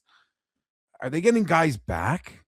Not the important guys, but you know what? I think Salah's a good enough coach that he's going to be able to minimize what Caleb can do. I think what that works against Indy. I don't know. Like Ben Johnson maybe could do whatever he wants on this 49er defense. I think you're going to see the Bears try to run the ball 45 times in this game between Monangai and Swift and then take their shots. And outside of Drake May, I really feel like Caleb Williams has become the best deep ball thrower. I mean, he threw a couple of fantastic ones on Saturday night. Like May has been outstanding and by far the best, but it does feel like Caleb's probably number 2. Yeah, I'll take the Bears. Stafford too. Stafford's deep Who ball. did you take, Tim? In terms of what? This game. I'm on the Bears. Who are you on? San Francisco. Monday Night Football. This is an easy one. We got the Rams at the Falcons. Falcons are 7.5-point dogs at home, which means take the Falcons. Yeah, I like the Falcons a lot in this game. I think it's a very, very dangerous game for the Rams. Can it be meaningless? It can't be meaningless because the seeding is. If 2 certain teams win, the Rams are just locked in the 5 seed. Yeah, if the Niners and Seahawks win, I believe they are locked in the 5. So it's very possible this game is meaningless. Fair enough. All the more reason to like the Falcons in this game then. And if that's the case, then Adams won't play. Correct. That's another thing you have to start weighing. Jake and I went through it that like he's probably not going to play. Yeah, you should probably come up with other. It depends on what your other options but are. But if he though. plays, you got to play him. Yes, is a thing, right? Like it's like Mike Evans 2 weeks ago. Like if he plays, you got to play him. But is he going to play? Is the question. See, the Seahawks clinch the NFC West title and the NFC's number 1 seed if Seattle wins plus a Rams loss or tie plus a San Francisco-Chicago tie. Seattle clinches the NFC West division title with Seattle win, Rams loss, San Francisco loss, or Seattle tie. I hate when they just don't even tell me about ties. I still think it clutters this up. I don't see the scenario where the Rams have nothing to play for. Geoff. If San Francisco and Seattle both win. That's what I said. I don't know if that's actually the case, though. Yeah, I think it is. If Seattle and San Francisco win, the Rams are locked into the 5 seed. Because do they not hold the tiebreak? No, it's true because then they can't get to the division championship at that point. Okay, so they lose every tiebreak to the Seahawks? They would, yes. The Seahawks beat them. They beat them. But the Seahawks' only divisional loss has been they have 2 divisional losses. Yeah, they have the same division record. It must be based on strength of common opponents. If that's must the be common case, opponents. Because I think I did hear that somewhere where if the Seahawks and Niners both win, San Francisco plays. Atlanta will take money on game day on like if people realize if that scenario plays out, probably. I agree. Yeah, and I actually don't. I mean, if it comes to that, I think that if this line drops and it gets to be like 4.5 because the Rams have nothing to play for, the Rams will play this game. They'll take their bye week next week. Yeah. Yeah. I would agree with that. They'll come out and stunt on them and put up 35. Same with Pittsburgh, everyone. Pat. I feel like you can't take 2 bye weeks. You play this week. Like, there's no way you can shut it down for 2 weeks. You go all out this week, and then you go get your rest next week. So I totally agree. I'll still take Atlanta. They got a big plus in front of them. I'll take them. Yeah, I'm taking the Falcons as well. I think it's a dangerous game. Jeez. One more chance for the Falcons on prime time to break your heart. Say that again? One more chance for the Falcons on prime time to break everyone's heart. Well, hold on a second, Tim. And I don't know if you'll get this opportunity next year, but what a cruel, cruel game. You're the Atlanta Falcons. Your season is dog shit, and you've got to watch the team that owns your first rounder beat your ass in prime time in week 17. Oh, give me the Rams. Yeah, hopefully it's Jets Colts week 17 next year on Monday Night Football. Or Jets Cowboys. Superlocks for week number 17. Where did we even go here? Who would like to start? I mean, there's several that I like. I'm going to take Arizona against the number. None I'm infatuated with. Arizona +7. I think that number will get bigger as the week goes along too. I'm debating a crazy pick. I'm debating between Seattle, normal pick, Raiders, crazy. You had a lot of conviction on Indy. You know what? I'm actually going to change my pick. I'm going to take New Orleans -2.5 on the road. I think they're better than Tennessee. Seattle. Torn here. I really like Seattle -7 for Geoff. I really like Dallas. Road favorites. I really like Cleveland. I really like San Francisco. Take the Browns.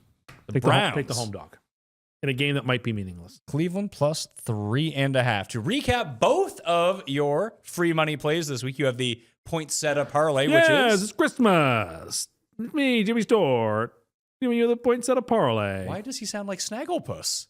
He doesn't.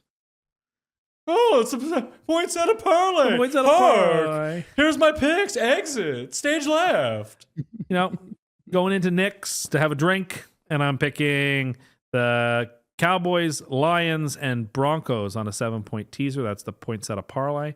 It is hip to be square, to quote Huey Lewis. That's a very square, as you noticed, it's a very square pick. Yes.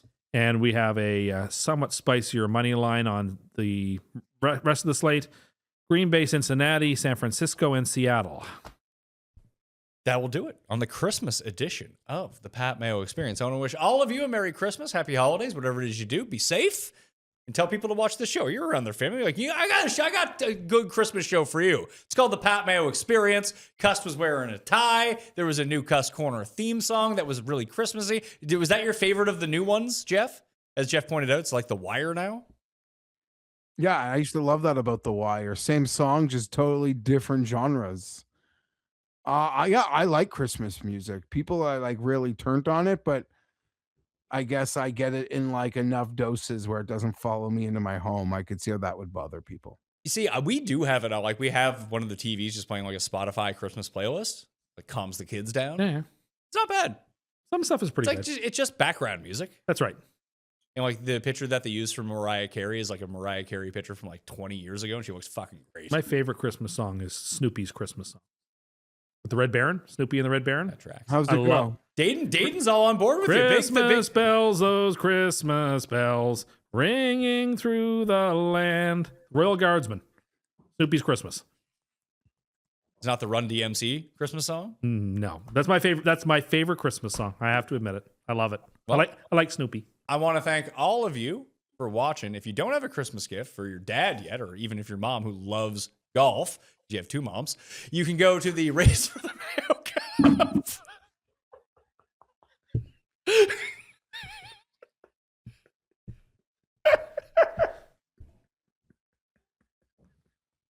That's like the biggest laugh line of the year. Whoa. Didn't see it coming. We're in the outro. I was not prepared for any content in the outro. Oh, boy.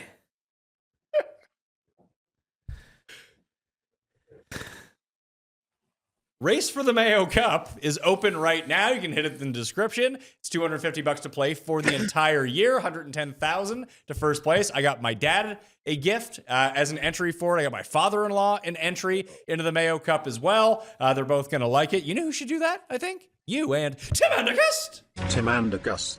Not my name. Doug would want to play. I just noticed Jeff's sweater for the day. I didn't notice it. What was it? LPGA golf. There it is. Yeah, what does that mean to you, Tim? Yeah, Tim. What does it mean to you?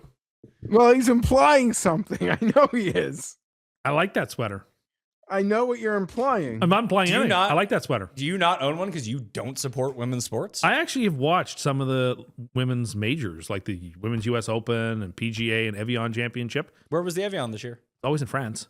Or like where was? I have no idea which course it was at, but it was on TV. Sounds like you watched it too. No, I wasn't watching it closely, but I watched it. Like, I do find that interesting. Good golf. Want to thank Geoff.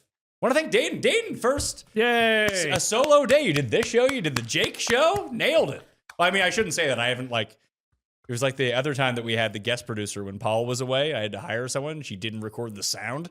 So I'm hoping that's not the case for this show. We're coming back and we're doing it again. Another 2 hours and 40 minutes.